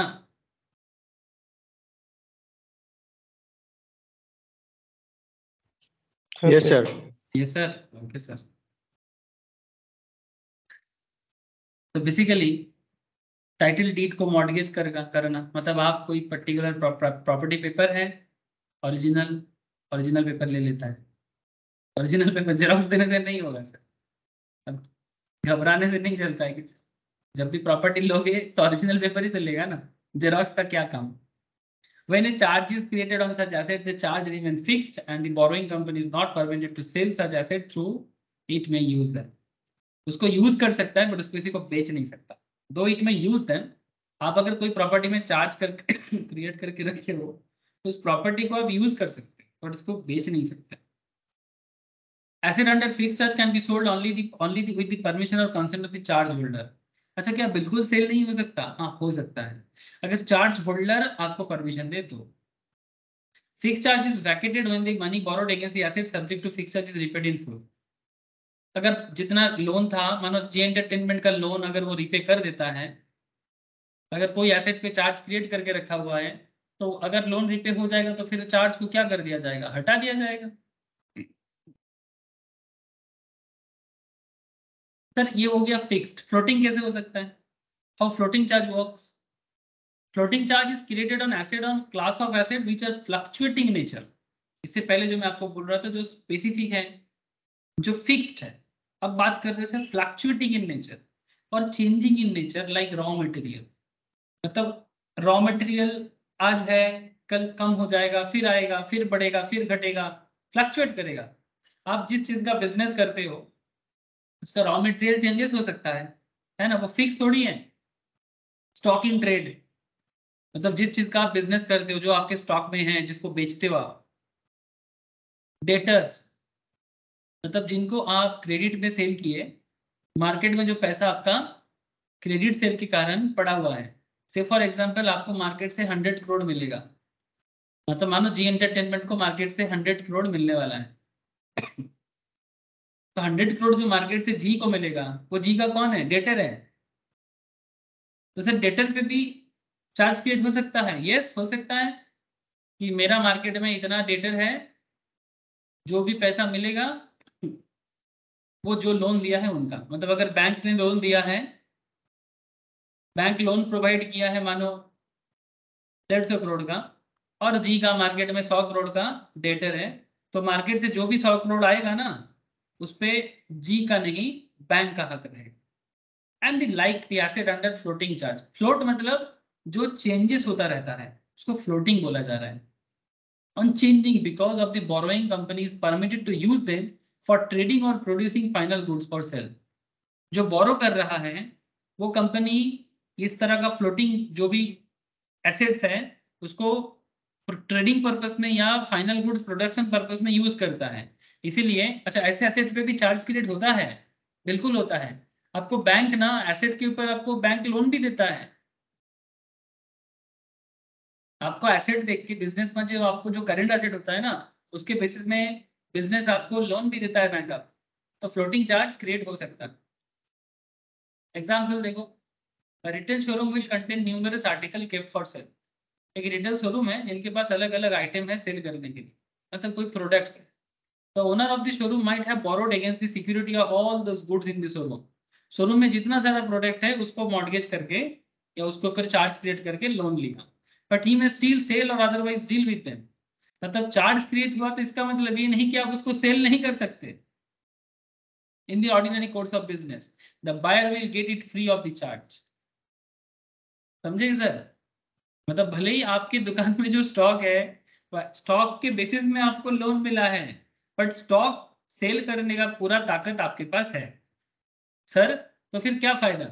अरे सर, ये तो बस एक मॉर्गेज है। मतलब अगर कभी ऐसा हुआ कि बैंक या लेंडर, लेंडर का ड्यू काफी दिनों से रह गया, जैसे इंडसइंड के केस में मैं बोल रहा हूँ, जी और इंडसइंड के केस को मैं बता रहा हूँ। मानो जी एंटरटेनमेंट का एक शोरूम है जहां पर अलग अलग सर्विस और प्रोडक्ट बिकता है। अब इंडसइंड ने जी का फ्लोटिंग चार्जेस लिया है, इंडसइंड बैंक ने जी का फ्लोटिंग चार्जेस लिया है। अब जी की दुकान में या शोरूम में जो भी प्रोडक्ट है या सर्विसेज हैं, उस पे जी पूरा सेल करने का अधिकार है। लेकिन जी को अगर इनकम होगा तो इनकम करके लोन रिपे किसको करेगा? ऑब्वियसली इंडस को करेगा, क्योंकि लोन रिपे करना मैंडेटरी है, छुपा नहीं सकते। ठीक है, तो इसको बोलते हैं फ्लोटिंग चार्जेस। जिस केस में जैसे फिक्स चार्जेस में क्या हुआ, अगर एसेट मॉर्गेज है तो उसको किसी को सेल नहीं कर सकते।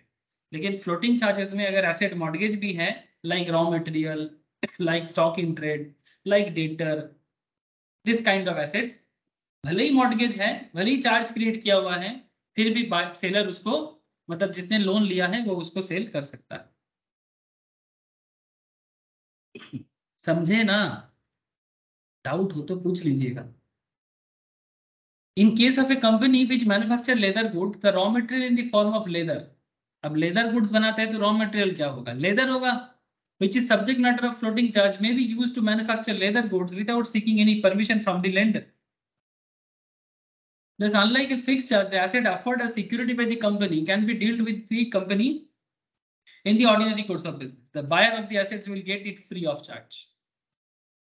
मतलब चार्ज तो है बट उसको आप इजीली सेल कर सकते हैं। अगर इन फ्यूचर कभी ऐसा हुआ कि लोन रीपे नहीं हो रहा है तो कंपनी का एसेट जो भी कंपनी के पास मतलब करंट एसेट रहेगा उसको सेल करके कंपनी जिसने लोन दिया है वो अपना पैसा रिपे करने के लिए बोल सकता है।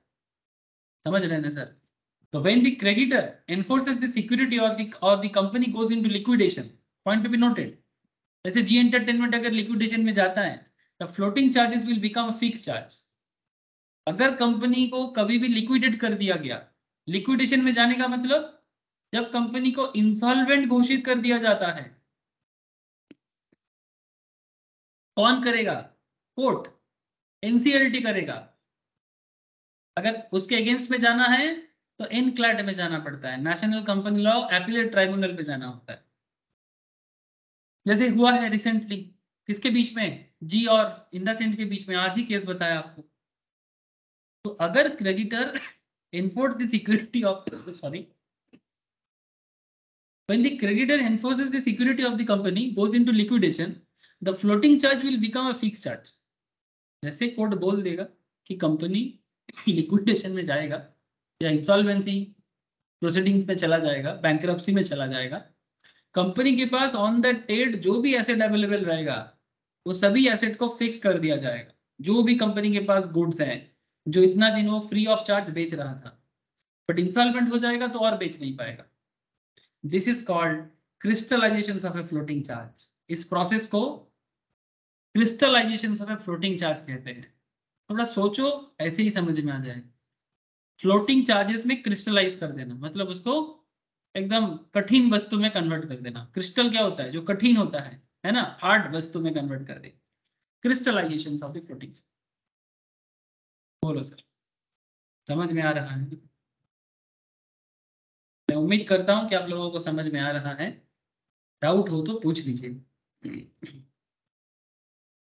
अच्छा सर, अगर कोई floating charge remains dormant until it becomes a fixed or crystallized, on crystallization, dormant मतलब जो बेसिकली कुछ काम नहीं कर रहा है अभी, ठीक है? तो जब तक कोई फ्लोटिंग फिक्स्ड या क्रिस्टलाइज नहीं हो जाता है, on crystallization the security that is raw material, stock in trade, जो कुछ भी मॉर्गेज में रखा गया था, becomes a fixed and is available for realization so that borrowed money is repaid. Crystallization of floating charge may occur when the terms and conditions of floating charge are violated or the company ceases to continue its business. Point to be noted. कब कब floating charge वाले चीजों को crystal कर दिया जाता है? जब कंपनी टर्म्स कंडीशन को तोड़ता है, मतलब जिसने लोन लिया है वो अगर टर्म्स कंडीशंस को तोड़ता है, वायलेट करता है।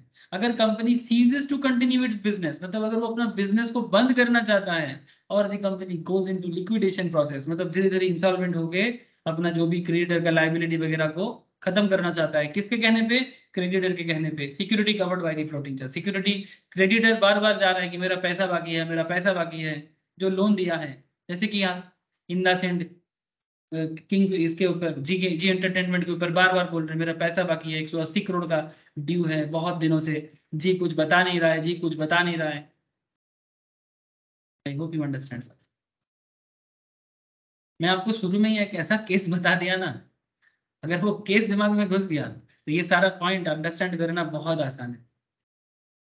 मैंने आपको शुरू में जो केस बता दिया जी एंटरटेनमेंट का और इंडसइंड का, अगर आपको ऐसा रियल केस दिमाग में घुस जाता है तो फिर ये लीगल बातें आपको एकदम लाइव नजर आएगा।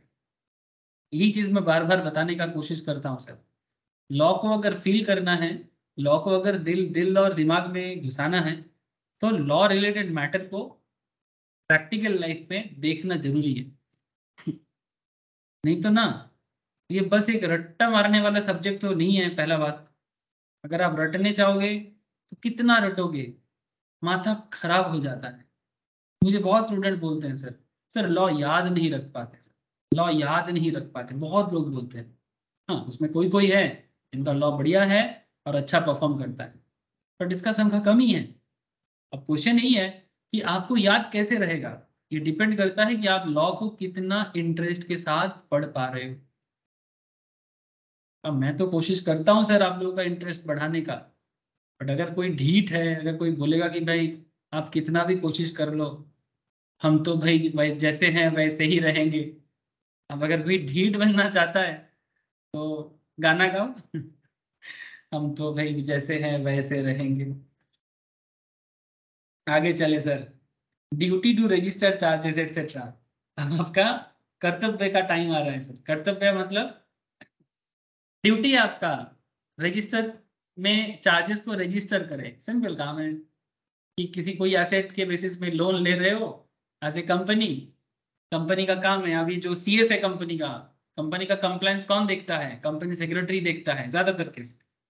लेकिन अगर सीएस नहीं है तो जो भी मैनेजरियल पर्सनल है, जो भी कंपनी का जिम्मा उठा के रखा है, chartered accountant, cost accountant, anyone, उनको करना पड़ेगा। वो सारा का सारा लीगल मैटर संभालते हैं। लॉयर है तो लॉयर संभालेगा। कोई भी करो तो सही। ऐसे सीएस जहां मैंडेटरी है वहां सीएस ही करता है। तो section 77 of the Companies Act 2013 contains provisions regarding registration of charges with register of companies. ROC के पास जाके बोलो कि भाई मैंने ये लोन लिया, भाई नहीं बोलना है, मतलब आप समझ गए ना कि भाई मैंने ये लोन लिया और बदले में मेरा ये एसेट को चार्ज क्रिएट करके मॉर्गेज कर। Registration by the company creating a charge, जो कंपनी चार्ज क्रिएट कर रहा है उनका रजिस्ट्रेशन का क्या कॉन्सेप्ट है? It shall be duty of the company creating a charge within or outside India on its property or asset or any of its undertakings whether tangible मतलब जो asset को आप टच कर सकते हो, छू सकते हो, otherwise and situated in or outside India, चाहे वो एसेट भारत में हो या भारत के बाहर हो, मतलब फॉरेन में एसेट भी हो सकता है। जैसे हमारे देश में कुछ कंपनीज है जिनका फॉरेन में भी बहुत बड़े बड़े कंपनीज है, मतलब कंपनी ऑफिस वगैरह है। जैसे एक कंपनी का नाम आपको अभी बता देते हैं, एसबीआई का भी है, बट एक company Infosys, Infosys foreign office US में है, यूएस में है, बहुत सारी जगह में है, कोस्टारिका में है, हांगकांग में है, साउथ अफ्रीका में है। इन्फोसिस एंड सब्सिडियरीज देख पा रहे हो सब, साउथ कोरिया में है, यूनाइटेड अरब में है, और भी बहुत सारे कंपनीज का है। जस्ट एग्जाम्पल के लिए मैं आपको इन्फोसिस बताया, ये बड़ा ही पॉपुलर है फॉरेन में, इतने सारे कंट्रीज में इन्फोसिस का ऑफिस है। आई होप यू अंडरस्टैंड, है ना? ये देखो, ये मिडिल ईस्ट में, यूरोप में मिल जाएगा, आप कंपनी के साइट में जाके चेक करो, आपको और डिटेल्स मिलेगा। ओके सर, खबर में बने रहो, खबर में बने रहो सर।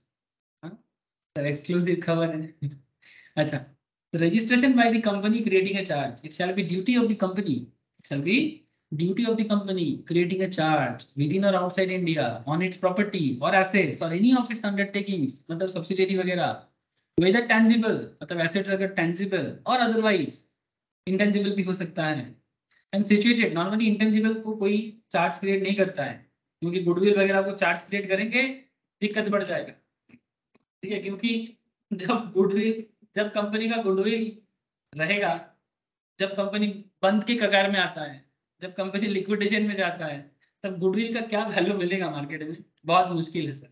इसीलिए चार्ज ज्यादातर केस में इंटेंजिबल्स में नहीं होता है, टेंजिबल्स में ही होता है। Otherwise, I am situated in or outside India to register the particulars of the charge. Thus, charge may be created within India or outside India.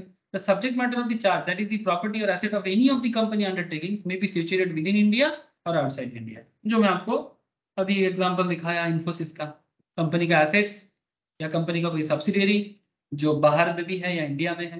The property or asset charged may be tangible asset such as land, building. It may be otherwise, it may be a financial asset like share, debenture, which may be pledged. It may also be intangible asset, patent, copyright, trademark हो सकता है, ठीक है? But मैं आपको क्या बोला, ज्यादातर केस में पेटेंट, कॉपीराइट, ट्रेडमार्क उतना ज्यादा करते नहीं है, बट मे भी हो सकता है। The word otherwise when used in a section would have the effect of widening the scope and operation of the provision. A charge is created by, ये जो बोलो ना अदरवाइज, ये भी हो सकता है, वही बोल रहा है कि थोड़ा वाइड करने के लिए। ये charge is created by deposit of title deeds. Title deeds मतलब किसी पर्टिकुलर एसेट्स का जो डीड मतलब ownership paper. Normally bank agree for this mode of charge instead of proper mortgage. ज्यादातर केस में बैंक क्या बोलते हैं कि हमें आप टाइटल डीड दे दो, मतलब अगर कोई लैंड आपके नाम पे है, अगर कोई शेयर आपका है, तो उसका जो पेपर है वो दे दो, शेयर रजिस्ट्रेशन दे दो, बिल्डिंग रजिस्ट्रेशन, लैंड का रजिस्टर कॉपी दे दो। It also registrable by the borrowing company, it is also registrable by the borrowing. अब ये हो गया रजिस्ट्रेशन बाय कंपनी। ओके, अब बात करते हैं चार्ज होल्डर। सेक्शन 78 में बोलते हैं registration by the charge holder provide that in the case of a company creating a charge fails to register. अगर कंपनी चार्ज क्रिएट करने में फेलियर हो जाते हैं within the prescribe period of 30 days. Normally company को कितने दिन के अंदर करना चाहिए? जिस दिन से आप लोन ले रहे हो, चार्ज क्रिएट कर रहे हो, उसके 30 दिन के अंदर, 30 डेज के अंदर। Point to be noted, the person in whose favour the charge is created can get the charge registered. समझ में आया ना sir? In case the company creating a charge fails to register the charge within the prescribed period of 30 days, the person in whose paper the charge is created can get the charge registered. अगर company नहीं कर पाते 30 दिन के अंदर, तो जिन्होंने basically जिनके फेवर में चार्ज क्रिएट हो रहा है, मतलब जो बेसिकली कंपनी को लोन दे रहा है, उनको करना चाहिए। जो चार्ज होल्डर है उनको कर लेना चाहिए। Registration by the purchaser section 79 में बोलते हैं covers another case of registration of charge where a company purchase some property। अगर कोई कंपनी कोई प्रॉपर्टी परचेज कर रहा है, in whose case a charge was already registered, in this case also the company purchasing the property shall get the charge registered in its name in place of seller in the record of register। अगर कोई property आप purchase कर रहे हो loan लेके, मानो, ठीक है, तो सेलर कोई और है, आप परचेजर हो, तो इन दैट केस सेलर के नाम को हटा के आप अपना नाम डाल दो, ठीक है। तो रजिस्ट्रेशन बाय परचेज सेक्शन 79। आगे इसका और एक्सप्लेनेशन देते हैं सर। अब सवाल करते हैं sir, how to register charge. Big question, charge को कैसे रजिस्टर किया जाता है, मतलब बेसिकली प्रोसेस क्या है। The particular of the charge in prescribe form together with A copy of instrument, मतलब जो भी डॉक्यूमेंट्स है, if any, creating the charge duly signed by the company and the charge holder shall be filed with in the register with 30 days of creation of charge. 30 दिन के अंदर along with the prescribe फी, जो भी फी लगता है charge creation के time पे, register के टाइम पे आरओसी के हिसाब से फी जमा करें, ठीक है, जो भी ऑन दैट टाइम ऑनगोइंग रहे, दिखा देता है normally. Verification of instrument charges, a copy of every instrument creating any charge and record to be filed with the register shall be verified as follows, where the instrument or deed relates to solely to the property situated outside India। अगर कोई property company का outside India का है, the copy shall be verified by certificate issued either under the seal if any of the company, मतलब वो company के seal के द्वारा सर्टिफाइड होना चाहिए, under the hand of any director or company secretary of the company or an authorized officer or the charge holder। या तो company का डायरेक्टर होगा या तो सीएस होगा, सीएस के पावर है, बहुत पावर है, और an authorised officer, authorised officer के केस में सीए या सीएमए हो सकता है, और द चार्ज होल्डर, उनका डिटेल्स होना चाहिए, under the hand of some person other than company who is interested in the mortgage of charge. इनका डिटेल्स वेरिफिकेशन प्रॉपर्ली होना चाहिए, whether the instrument or deed relates to solely to the property situated outside India। Second, where the instrument or deed relates to the property situated in India, again similar kind of बातें हैं, whether wholly or partly the copy shall be verified by a certificate issued under the hand of any director, company secretary of the company or an authorized officer of charge holder। Thus, in case of the instrument or deed relates to solely to a property situated outside India, the copy may also be additionally verified by a certificate issued under the hand of some person other than the company who is interested in the mortgage of charge। This type of verification is not possible when the instrument or deed relates to the property situated in India। ठीक है, तो ये चीज थोड़ा फर्क है, weather Holi और party, मतलब देश के अंदर अगर हो तो ये जो थर्ड पार्टी जो आ रहा है ना, वो नहीं करता है, जो इंटरेस्टेड पार्टी है, लेकिन बाहर हो तो ये कंडीशन फुलफिल होता है। अब बात करते हैं टाइम लिमिट पे, एक्सटेंशन ऑफ टाइम लिमिट। क्या टाइम लिमिट है? The original period within which charge needs to be registered is 30 days। Originally 30 दिन के अंदर आपको चार्ज क्रिएट कर लेना चाहिए from the date of creation of charge। The company's second ordinance, ordinance मतलब rule, amendment हुआ था। The company's second ordinance 2019 with effect from with effect from 2nd of November 2018 has amended the provision related to extension of time limit as under. Charge created before 2nd of November 2018, ठीक है, charge अगर 2 November 2018 से पहले का है, that is before the commencement of the company's amendment, second ordinance amendment में से पहले, in such case where charge was created before 2nd November 2018 but was not registered within the original period of 30 days, लेकिन 30 दिन के अंदर register नहीं हुआ था, register may on an application by the company allow such registration to be made within a period of 300 days of such creation. 300 दिन के अंदर उनको कर लेना चाहिए अगर कोई चार्ज 2018 2 नवंबर से पहले का है, दैट इज अमेंडमेंट के पहले का है. Further if the charge is not registered in the extension of 300 days, अगर 300 दिन के अंदर भी नहीं होता है, it shall be done with in 6 months from 2 November 2018. 2 November 2018 के 6 महीने के अंदर करना चाहिए on payment of prescribed additional fee. It is provided that different fees may be prescribed for different classes of companies. अलग-अलग टाइप्स ऑफ कंपनीज के लिए अलग-अलग चार्ज हो सकता है. तो यहाँ पर इसका समरी देख लो. चार्ज अगर 2 नवंबर 2018 के पहले का है तो register charge within 30 days of creation normally 30 दिन के अंदर करना चाहिए. बट अगर चार्ज 30 दिन के अंदर क्रिएट नहीं हुआ है तो आपको 300 दिन का मोहलत मिलता है. Register with in 300 days of creation of payment of additional fees. अगर 300 दिन में भी नहीं होता है तो register with in 6 months from 2 November 2018 से 6 महीने के अंदर एडिशनल फीस देके डिफरेंट क्लास ऑफ कंपनीज के लिए डिफरेंट फीस चार्ज हो सकता है. सिंपल बात. ये टाइम एक्सटेंशन का बात. Charge created on or after 2 November 2018, that is on or after the commencement of the company second ordinance 2019. In such a case charge was created on or after 2 November 2018 but the registration of charge was not done within 30 days, effective within original period 30 दिन. The register may on application by the company allow such registration to be made within period of 60 days of such creation. 60 दिन के अंदर कर लेना चाहिए. That is grace period of another 30 days. मतलब normally 30 दिन के अंदर होना चाहिए लेकिन आपको और 30 दिन का मोहलत मिलेगा. और 30 दिन का मोहलत मिलेगा. Grace period of another 30 days is granted after the expiry of the original 30 days. Again वही प्रेस्क्राइब फीस देके. अब इसका समरी कर देता हूं मैं कि अगर चार्ज 2 नवंबर 2018 के बाद हो रहा है, ध्यान से बात को समझिएगा. Charge created on or after 2 November 2018 अगर है और अगर आपने 30 डेज के अंदर रजिस्ट्रेशन नहीं किया, ठीक है, रजिस्टर्ड चार्ज नॉर्मली कर लेना चाहिए विद इन 30 डेज. ठीक है, नॉर्मली आपका जो भी एसेट है आप रजिस्टर कर लो आरओसी में. बट अगर आपने रजिस्टर नहीं किया 30 दिन के अंदर, ठीक है, register in next 30 days, that is with in 60 days from charge creation with additional fees. If not registered in next 30 days, अगर आप नेक्स्ट 30 डेज के अंदर भी नहीं करते हो तो further period of 60 days with an ad valuable fees, फिर और 60 डेज का आपको एक्स्ट्रा देता है with ad valuable fees. Ad valuable मतलब एक्स्ट्रा, प्रोपोर्शनेटली एड वैल्यूएबल बोलते हैं उसको. ठीक है, तो ये है 2 नवंबर 2018 के बाद का केस. बोलो सर, क्लियर हो रहा है ना? ये देखो मैं बोला एड वैल्यूएबल का मतलब क्या बोला है? In proportion to the estimated value of transactions concern. Proportion. In this case, it will be based on the value of charge, that is amount of loan advance against the security of the property. मतलब कितना property का value है उसके ऊपर percentage लगाया जाता है. मतलब से फॉर एग्जांपल 1 करोड़ का प्रॉपर्टी है तो उसका 1% या 2% ऐसा हो सकता है. एड वैल्यूएबल फीस बहुत बड़ा ही हाई लेवल फीस है. मतलब डर लगेगा फीस देने में.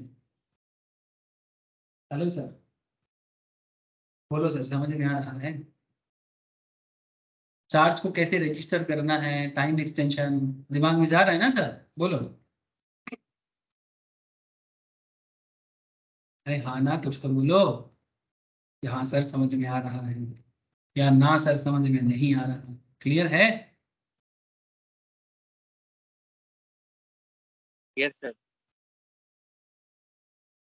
Okay sir. Procedure for extension of time limit. Time limit को एक्सटेंड करने का क्या प्रोसेस है? The company is required to make an application to the registrar in the prescribed form. ठीक है, प्रेस्क्राइब फॉर्म देगा आपको, उस फॉर्म में जैसे कि फॉर्म का नंबर दिया है यहाँ पर, फ्रॉम CHG1 मतलब चार्ज, CHG कहाँ से आया, charge, CHG1 CHG9, in case of debenture के केस में CHG9, okay, is to be used. ठीक है, लोन होगा तो CHG1 और डिबेंचर होगा तो CHG9। रूल सबसेक्शन 4 सबसेक्शन 2 में बोला है sir. So the company is required to make an application to the registrar in the prescribed form for seeking extension of time. It should be supported by a declaration from the company signed by its company secretary. ठीक है, CS को sign करना पड़ेगा, director को या फिर director को। ठीक है, that such belated filing shall not adversely affect the rights of any other intervening creditors of the company. मतलब आपको ये बताना पड़ेगा ROC को, रजिस्टर को, कि ये जो आपने इतना देरी करके चार्ज को फाइल कर रहे हो, इसका कोई खराब इफेक्ट किसी क्रेडिटर जिसने भी आपको लोन दिया है उनके ऊपर नहीं पड़ा। The register on receiving an application for extension of time as aforesaid shall be satisfied that the company had sufficient cause for not filing the particulars. Register जो बनेगा, जो ROC में रजिस्टर्ड ऑफिसर बना हुआ है सर, बेसिकली जो सरकारी level में है, वो पूरा मैटर को देखेगा, सेटिस्फाई होगा कि कंपनी का सफिशिएंट कारण है ROC में फाइल ना करने का चार्ज को, एंड इंस्ट्रूमेंट ऑफ चार्ज को, if any with in original period of 30 days, मतलब 30 दिन के अंदर क्यों नहीं कर पाया। अगर वो सेटिस्फाइड होता है, only then shall he allow registration of charges with extended period. Further requisite additional fee या फिर ad valorem fee, एडिशनल फी भी हो सकता है जो कंपनी ROC के हिसाब से, मतलब मिनिस्ट्री ऑफ कॉर्पोरेट अफेयर्स के हिसाब से, ठीक है, MCA के हिसाब से, या फिर एड वैलोरम फीस जो मेन कॉन्ट्रैक्ट या लेंडिंग वैल्यू का वैल्यू के ऊपर हो सकता है, जो बहुत हाई हो सकता है। उसके बाद certification of registration, where a charge or modification is duly registered by the registrar, the certificate of registration or modification shall be issued by the registrar in the prescribed form. अगर newly charge create है तो registration, अगर कुछ modification हुआ है तो modifications का register, ठीक है, प्रिस्क्राइब फॉर्म में आपको देगा। Certificates issued by the register shall be conclusive evidence, मतलब ये एकदम कंक्लूजन एविडेंस माना जाएगा that the requirement of chapter 6 of the act, मतलब कंपनीज एक्ट में चैप्टर 6 में जो चार्ज क्रिएशन के बारे में बोला गया, the rules made thereunder as to registration of creation of charge have been complied with. मतलब अगर रजिस्टर आपको सर्टिफिकेट दे रहा है, मॉडिफिकेशंस वाला, रजिस्ट्रेशन वाला, जो भी दे रहा है वही आपका कंक्लूसिव एविडेंस है जो चार्ज क्रिएट करने के लिए कंपनी लॉ कहता है। सब कुछ कंप्लायंस एकदम fulfil. Section 77 not to apply in certain charges, ठीक है, not to apply to certain charges, the application of section 77 shall not be made to certain charges which are prescribed in consultation of the RBI। अगर RBI किसी केस में किसी particular matter को create करने में मना करता है, ठीक है, अगर RBI किसी केस में किसी मैटर को मना करता है तो फिर वो चार्ज क्रिएट करने का जरूरत नहीं, क्योंकि वो RBI बोलते हैं। ठीक है, इस बात का ध्यान रखिएगा। फिर आता है sir consequence of non registration of charges, consequence of non registration of charge, इसके बारे में कौन सा सेक्शन बात करता है, सेक्शन 77 मतलब 77 subsection 3 and 77 subsection 77 subsection 3 and 77 subsection 4। अगर आप रजिस्टर नहीं करते तो क्या होगा, क्या होगा सर, कंपनी अगर नहीं करेगा तो no charge created by a company shall be taken into account by the liquidator appointed by under the Companies Act 2013 or the Insolvency and Bankruptcy Code sir 2016। CS executive वाले group 2 level में इसको पढ़ते हैं और CA-CMA वाले इसको final में पढ़ते हैं। किसको, ये इंसॉल्वेंसी एंड बैंक्रप्सी कोड को। मैं आपको अर्ली क्लास में, मतलब today is early, very early of the class में जी एंटरटेनमेंट के बारे में जो बता रहा था, इसमें भी यही पॉइंट पे बात किया था। हेलो, आई होप कि आप लोग समझ रहे हो सर। ये जो यहाँ पर जी का जो सीनियर एडवोकेट थे Mukul Rohatgi said that recovery of the loan must go through the debt recovery tribunal and not through insolvency and bankruptcy code। Insolvency bankruptcy code मतलब लिक्विडेशन प्रोसेस में जा रहा है, मतलब कंपनी बंद करना। अब आप बात को समझे। यस, एनी क्वेश्चन आ रहा है क्या? बोलो। मुझे ऐसा लगा कोई कोई अनम्यूट किया। बोलो सर, कुछ कहना है तो कहो। मैं समझ सकता हूँ थोड़ा लंबा लंबा डिस्कशन है, पर सर इतना बड़ा सिलेबस को अगर खत्म करना है, समझना है, मुझे थोड़ा ज़्यादा ही बोलना पड़ता है। लॉ का क्लास थोड़ा लंबा होने से हम लोग को दिक्कत होता है। अकाउंट्स, कॉस्ट, टैक्स फिर भी समझ आ जाता है मुझे कि आप लोग कैलकुलेशन करते रहते हो, टाइम बीत जाता है। लॉ के क्लास में आप लोग थोड़ा ही 1 घंटा बाद सब एकदम चालू हो जाता है, कब खत्म होगा, कब खत्म होगा। सर खत्म हो जाए, जिसको जब खत्म होना है हो जाएगा। लेकिन आप लोग पढ़ लो सर, क्या है ना, मेरे साथ साथ पढ़ लोगे तो आप लोगों का काम भी बहुत कम हो जाएगा। लेकिन मानो आप लोग ये सोच के अच्छा बाद में देख लेंगे, बाद का चीज बाद में ही रह जाता है। ठीक है? कालेर कौबोले खत्म, मतलब काल क्या होगा पता नहीं, कल कल कल कल करते करते कल हो जाएगा। इसलिए काल में कुछ मत डालो सर। आगे देखिए। Consequence of non-registration of charge. Section 77, Section 3 and 4. No charge created by a company shall be taken into account by the liquidator. Liquidator मतलब जो कंपनी को बंद करने के लिए नियुक्त किया जाता है। लिक्विडेटर का काम होता है कि एज पर दी कंपनीज एक्ट प्रोसेस, कौन हो सकता है लिक्विडेटर का काम करने के लिए?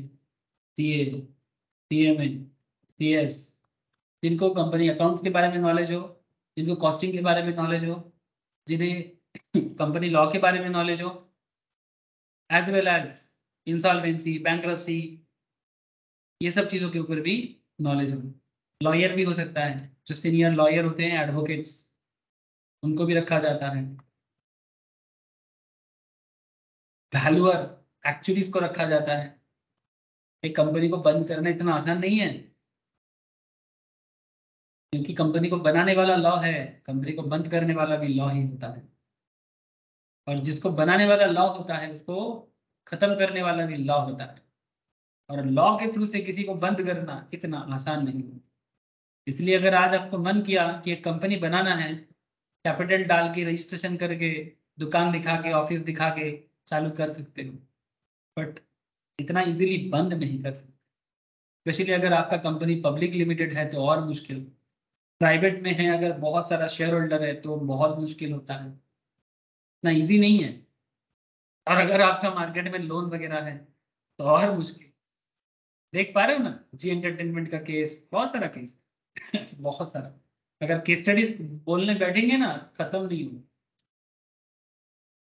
तो ये इंसॉल्वेंसी एंड बैंक्रप्सी कोड के तहत 2016 का जो कोड मतलब एक्ट, अब धीरे धीरे ना ये कोड वर्ड बहुत ज्यादा यूज होगा। और any other creator unless it is duly registered and a certificate of registration of such charge is given by the registrar. This means that the charge will become void against the liquidator and other creditor of the company. That is to say, at the time of winding up, जब company बंद किया जाएगा, the creditor whose charge has not been registered, जिस creditor का या जिस lender का charge registered नहीं रहेगा, will be reduced to the level of an unsecured creditor. मानो कोई बैंक या इंडिविजुअल ने किसी कंपनी को लोन दिया, से फॉर एग्जांपल इंदा सेन ने जी एंटरटेनमेंट को 180 करोड़ का लोन दिया। अब मानो कि इंदा सेन ने कोई चार्ज क्रिएट नहीं किया है, या चार्ज क्रिएट किया है पर रजिस्टर्ड नहीं किया, तो चार्ज क्रिएट करके अगर रजिस्टर नहीं करते हो तो उसका मतलब वही होता है। चार्ज क्रिएट करके अगर आप रजिस्टर नहीं करते हो तो उसका मतलब वही होता है जो मंजूर खुदा होता है। सर बात को समझे, इसका मतलब वही होता है कि वो अनसिक्योर्ड हो जाता है। अनसिक्योर्ड मतलब, अनसिक्योर्ड मतलब कि आप सिक्योर्ड क्रेडिटर नहीं बन पाएंगे।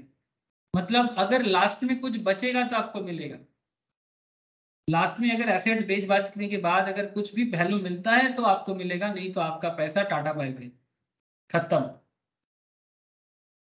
सिक्योर्ड से अनसिक्योर्ड हो जाओगे अगर आपका एसेट रजिस्टर्ड नहीं हुआ। कौन फंसेगा? जिसने, जो लेंडर था वो फंसेगा।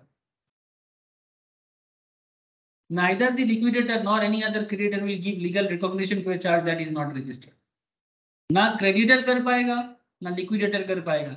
जो रजिस्टर्ड नहीं है उसको कोई ऑथेंटिक या रिकॉग्नाइज नहीं कर पाएगा। इसीलिए रजिस्टर करवाना कंपनी का रेस्पॉन्सिबिलिटी तो है ही, साथ में जो लेंडर है उसका भी बहुत बड़ा रेस्पॉन्सिबिलिटी है कि कंपनी अगर नहीं करेगा तो हम खुद जाके कर देंगे। But this shall not prejudice any contract or obligation for the repayment of money secured by a charge. This means that the debt is valid and may be enforced against the company through the court by filing a suit, but the security is lost. इसका मतलब ये नहीं है कि company को ये power मिल जाएगा कि मुझे लोन रिपे करने का जरूरत नहीं। बात को समझे।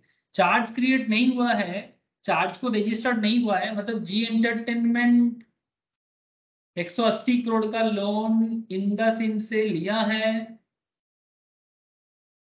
और इंडसइंड ने चार्ज क्रिएट नहीं कर पाया या जी ने भी नहीं किया, तो बाद में इसको रिकॉग्नाइज नहीं किया जा सकता।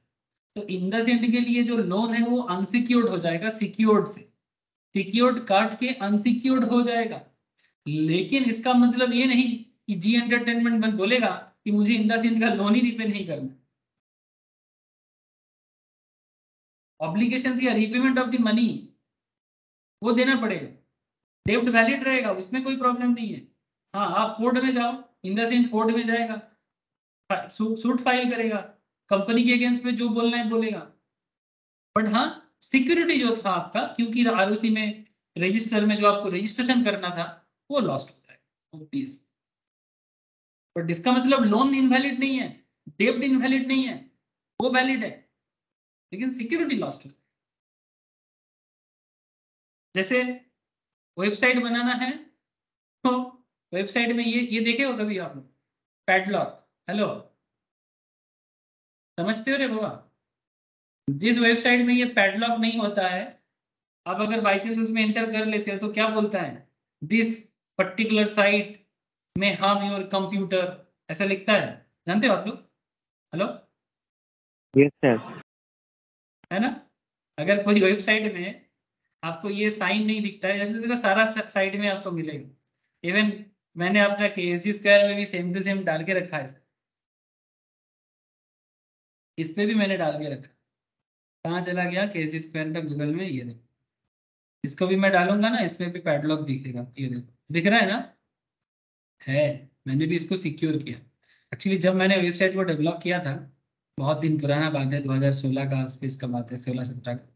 तो उस टाइम पे मैंने पहले बना तो दिया, फिर मेरा कोई स्टूडेंट बोल रहा है, दादा वेबसाइट तो ठीक है बट हम लोग जब एंटर कर रहे हैं तो बता रहा है कि वेबसाइट में भी हार्मफुल। ठीक है, अब देखो मैं तो इतना एक्सपर्ट नहीं हूँ, थोड़ा सा मेरे को शौक था बनाने का, तो मैंने थोड़ा कोशिश करके बनाया। फिर पता चला कि अच्छा इसमें पैडलॉक देना पड़ता है। ठीक है, मतलब साइट को सिक्योर करना पड़ता है, नहीं तो जो वेबसाइट विजिटर्स है वो साइट को खराब साइट मान सकता है, वो साइट को खराब साइट मान सकता है और साइट को छोड़ के निकल सकता है। फिर मैंने कैसे पैडलॉक लगाया जा सकता है उसको फिर थोड़ा सा स्टडी किया, थोड़ा ब्लॉग वगैरह पढ़ा, ऑनलाइन में पढ़ के देखा अच्छा ऐसे ऐसे पैडलॉक दिया जा सकता है। फिर पैडलॉक लगाया, फिर उसके बाद देखा चलो ठीक हो गया। फिर थोड़ा गूगल क्लाउड में थोड़ा कोशिश किया तो बन गया। तो इसी तरह से ये सिक्योर्ड बन गया। लेकिन जब मेरा पैडलॉक नहीं था या अनसिक्योर्ड हालत में था, तो इसी तरह का कॉन्सेप्ट है, समझ रहे हो, सिक्योरिटी लॉस्ट। आई होप कि आपको समझ में आ रहा है sir. Further, it may be noted that failure to register charge shall not absolve a company from its liability in respect of any offence under this chapter. Another important consequence of non-registration is that charge holder loses priority. Yes, any subsequent registration of a charge shall not prejudice any right accord in respect of any property because charge is actually registered. जो मैं आपको इतना देर से बता रहा था, चलो एक एग्जांपल देखते हैं। बैंक ए, वही जो केस आपको मैंने स्टार्टिंग में बताया वही केस है। Bank A has advance ₹1 crore to Akash limited. Bank A Akash limited को 1 करोड़ एडवांस कर रहा है against the security of the companies land and building at Bulund. Bulund कहाँ जानते हो, मुंबई में है। सर आपको कैसे पता? सर वो थोड़ा मौका मिला है मुंबई को थोड़ा सा लोकल लेवल में घूमने का। लोकल लेवल मतलब किसी भी जगह को जानना है तो लोकल बस में चढ़ो, लोकल ट्रेन में चढ़ो, ठीक है, लोकल ऑटो में चढ़ के घूमो तो पता चलेगा कि जगह क्या है। तो मुंबई में भी बहुत सारा मतलब जो सबब एरिया है मुंबई का, मैं इसी तरह से घूमा था। मैंने राजस्थान में भी इसी तरह से लोकल बस, लोकल ट्रेन जहाँ मिला है चढ़ते फिरे और घूमते फिरे। लोकल एरिया के बारे में ना नॉलेज है। तो मुलुंड मुंबई में, ये तो पता है मुझे। पता नहीं दूसरा मुलुंड हो सकता है, छोड़ो सर, इग्नोरिंग फैक्ट। तो bank A has advanced ₹1 crore to Akash Limited against the security of the company's land and building at Mulund. The charge was created by deposit of title deeds on 1st June 2019. The company did not register the charge within 30 days. ठीक है, 1 जून से 30 दिन के अंदर करना चाहिए था, company ने नहीं किया। Subsequently, the charge was registered on 13th August 2019 after payment of ad valorem fees and providing sufficient costs. Company ने बताया कि मैंने ये कारण के कारण नहीं कर पाया, लेकिन बदले में एड वैलोरम फीस जो टोटल वैल्यूएशन के ऊपर चार्ज किया गया वो कंपनी दिया। In the meantime bank B has advance, इसके बीच में क्या हुआ, bank B advance 2 crore to Akash limited against the security of the same property.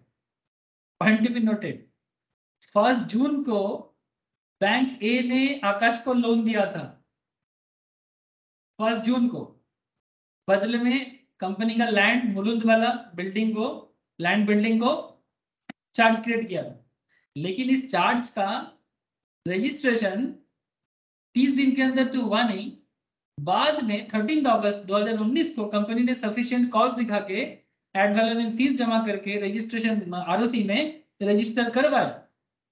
But इसके बीच में बैंक बी आकाश लिमिटेड को 2 करोड़ का लोन दिया सेम एसेट पे, सेम प्रॉपर्टी पे, लेकिन ये हुआ 20 जून को। Very interesting case. और इस पर्टिकुलर लोन का रजिस्ट्रेशन करवाया 27 जून 2019 को।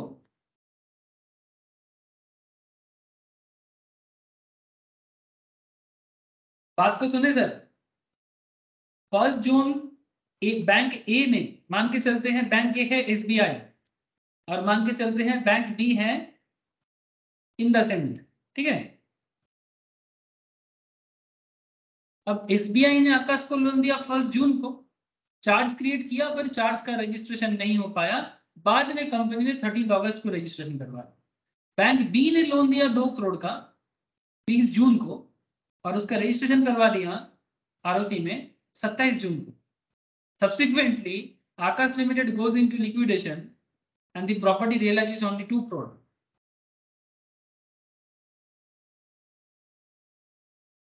कंपनी लिक्विडेशन में चला गया, कंपनी लिक्विडेशन में चला गया और property realisation only 2 crore. Now bank B will receive its loan back fully. Bank B पूरा का पूरा लोन मिलेगा उनको, but bank A will not realise anything because the subsequent registration of the charge in favor of Bank A will not prejudice the right of Bank B, which obtained its right before the charge in favor of Bank A was actually registered. Thus, Bank B gets priority over Bank A even though its charge was created later. मतलब कहना ये चाहते हैं, भले ही bank ए मतलब भले ही SBI ने loan पहले दिया हो, भले ही इंडसइंड ने लोन बाद में दिया है, बट चार्ज क्रिएशन के केस में इंडसइंड का चार्ज क्रिएशन टाइम पे हुआ है, एसबीआई का चार्ज क्रिएशन बाद में हुआ है। तो इंडसइंड को क्लेम में 2 करोड़ मिलेगा प्रॉपर्टी बेच के, बट एसबीआई का 1 करोड़ बाबा जी का ठुल्लू नहीं मिलेगा। या फिर मिल सकता है बट सिक्योरिटी तो चला गया।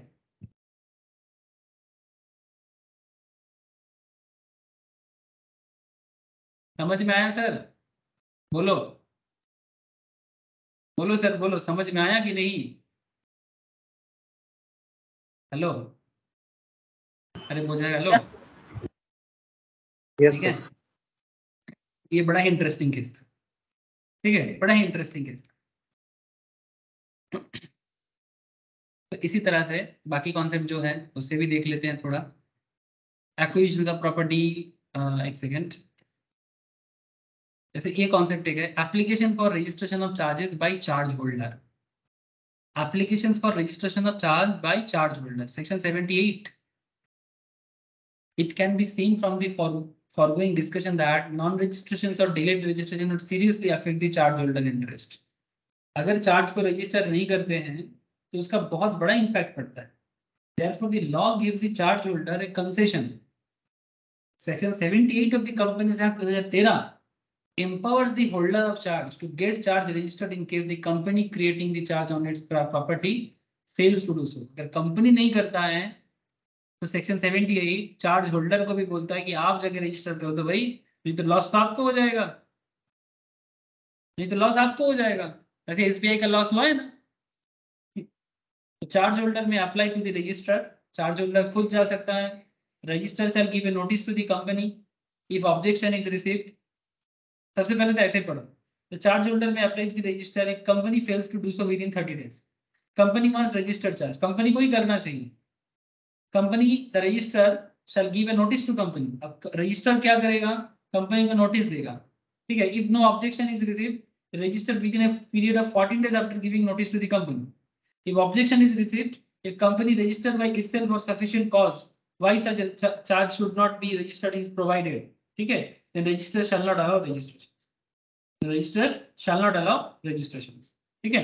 तो ऐसे केसेस में चार्ज होल्डर करेगा, नहीं तो कंपनी नहीं कर पाएगा. ठीक है. तो इस तरह से होगा. लेकिन चार्ज क्रिएट करना जरूरी है. If a charge is created but the company primarily responsible, company always primarily responsible for registering the charge, fails to do so within the prescribed period of 30 days, as per section 77 subsection 1, the person in whose paper the charge is created may apply to the register for registration of the charge along with the instrument of charge within the prescribed time, form and manner. On receipt of the application from the charge holder, the register shall give a notice to the company, and if no objection is received, allow such registration within a period of 14 days after giving notice to the company on payment of the prescribed fees. Company को notice देके करना है.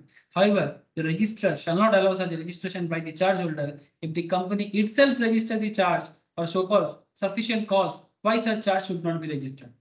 मतलब यहाँ पर बात ये कहना चाहता है कि अगर चार्ज होल्डर रजिस्टर करने के लिए जा रहा है, ठीक है, अगर कंपनी कुछ ऑब्जेक्शन डाल देता है, ठीक है, मतलब लास्ट पॉइंट जो है, अगर कंपनी कुछ ऑब्जेक्शन डाल देता है, if objection is received from company side कि चार्ज होल्डर नहीं कर सकता, if company register by itself for sufficient cause, मतलब या तो कंपनी खुद करेगा या तो सफिशिएंट कॉज दे रहा है कि why such charge should not be registered is provided, मतलब क्यों चार्ज होल्डर नहीं कर सकता. अगर ये बात रजिस्टर को ठीक लगता है तो रजिस्ट्रार मतलब आरओसी चार्ज होल्डर को रजिस्टर करने से रोक देगा. लेकिन उसके लिए सफिशिएंट कॉज कंपनी की तरफ से होना चाहिए या कंपनी को खुद ही कर लेना चाहिए. अच्छा, अगर चार्ज होल्डर करेगा, देखो नॉर्मली प्राइमरी काम किसका है, प्राइमरी काम तो कंपनी का है. अगर कंपनी नहीं करता है तो चार्ज होल्डर कर रहेगा. तो क्या चार्ज होल्डर मतलब बैंक, हमारे केस में कोई भी बैंक उठा लो, क्या वो फीस जो लगेगा वो रिकवर कर सकता है?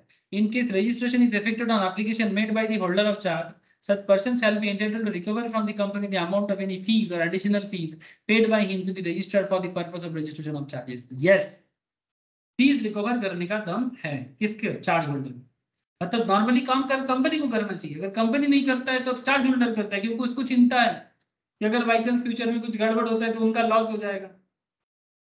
तो इसीलिए वो क्या करेगा, फीस रिकवरी के लिए बोल देगा कि भाई मेरे को फीस लगा है, ये तो आपको ही देना था तो आप मेरे को दे दो. सिंपल बात है, एप्लीकेशन डालेंगे. ठीक है. Acquisition of property subject to charge and modification of charge, section 79 एक बार जरूर गो थ्रू करना. ठीक है. और ये company to report satisfaction of charges, company को रिपोर्ट करना पड़ता है सेटिस्फैक्शन के ऊपर. And power of register to make entries of satisfaction and realise in absence of intimation from company, section 83. 3-4 points हैं, ये नेक्स्ट क्लास में बोलूंगा. और इसका मतलब क्या पेनल्टी लगता है, पनिशमेंट फॉर कंट्रावेंशन, ये भी नेक्स्ट दिन में बोलता हूँ. ठीक है. ऐसे आप यहाँ पर भी एक बार गो थ्रू कर सकते हो. If any company is default, पर पनिशमेंट के बारे में एक बार जान के चले जाओ, ताकि नेक्स्ट क्लास में मैं आपको जस्ट जो पॉइंट थोड़ा बाकी है और क्वेश्चन आंसर दे करूँ. According to section 86 subsection 1 of the companies act 2013, if any company is in default in complying with any of the provisions of this chapter, the company shall be liable to a penalty of 5 lakh rupees. And every officer, मतलब CS वगैरह ये सब, who is in default shall be liable of penalty of 50,000 rupees. याद रखिए sir, company के case में 5 लाख और जो ऑफिसर डिफॉल्ट करेगा उनको 50,000. 86 सबसेक्शन 1 पेनल्टी के बारे में बात करता है. ठीक है। साथ में फ्रॉड का भी केस लग सकता है, सेक्शन 447, और फ्रॉड के केस में जेल होगा। एनी फॉल्स और इनकरेक्ट इन्फॉर्मेशन और knowingly suppress any material information, मतलब जानबूझ के कंपनी का कोई वैल्यूएबल इन्फॉर्मेशन को छुपाना, ठीक है, सप्रेस करना, तो इन दैट केस आल्सो 447 लगता है। ठीक है, तो ये है पेनल्टी का प्रोविजन। तो डर है, डर होना भी चाहिए, ठीक है, लॉ का डर होना चाहिए, नहीं तो लॉ का क्या काम। ठीक है, अब बाकी बातें, rectification by central government register charges, क्या सेंट्रल गवर्नमेंट का क्या पावर है, ठीक है, 2-4 पॉइंट्स है, मैं नेक्स्ट क्लास में ही आपको बताता हूँ। और नेक्स्ट क्लास में ना मैं आपके साथ क्वेश्चन आंसर भी डील करूंगा कि सर यहाँ से किस तरह का सवाल जवाब हो सकता है एग्जाम में, वो मैं आपके साथ बात करूंगा। जो पॉइंट थोड़ा बाकी है उसको बता के फिर क्वेश्चन आंसर भी डील करना है। ठीक है, इसी तरह से कंपनी लॉ को रेडी करना है सर, प्रोविजंस को जानना है, एग्जांपल्स को समझना है, रियल लाइफ सिचुएशंस में कैसे कैसे होता है उसको समझना है, और क्वेश्चन आंसर को प्रैक्टिस करना है। इतना कर लोगे फिर आपसे आगे कोई नहीं रहेगा। सर कोई तो रहेगा, रहने दो, लेकिन आप अपने आप पे सेटिस्फाई हो जाओ। यस सर, आज इतना ही है, बाकी बातें नेक्स्ट क्लास में ही करेंगे आपके साथ। रवि, रवि को एक बात जरूर कहूंगा कि रवि, तुमको मैं प्रीवियस लेक्चर्स का क्लासेस शेयर करता हूँ, तो जरूर एक बार उसको घर पे गो थ्रू करना सर। हाँ, और कोई भी डाउट हो तो मुझे जरूर पूछ लेना, ठीक है। Yes sir. जी सर। ओके सर, ठीक है, नोट शेयर कर देता हूँ, अगर किसी के पास नहीं है तो घर पे रिवाइज करो, गो थ्रू करो, कंपनी लॉ को बनाते जाओ। Thank you sir, good night, tata, bye sir. Bye sir, अच्छी sir. Okay sir, tata, bye sir. Bye sir.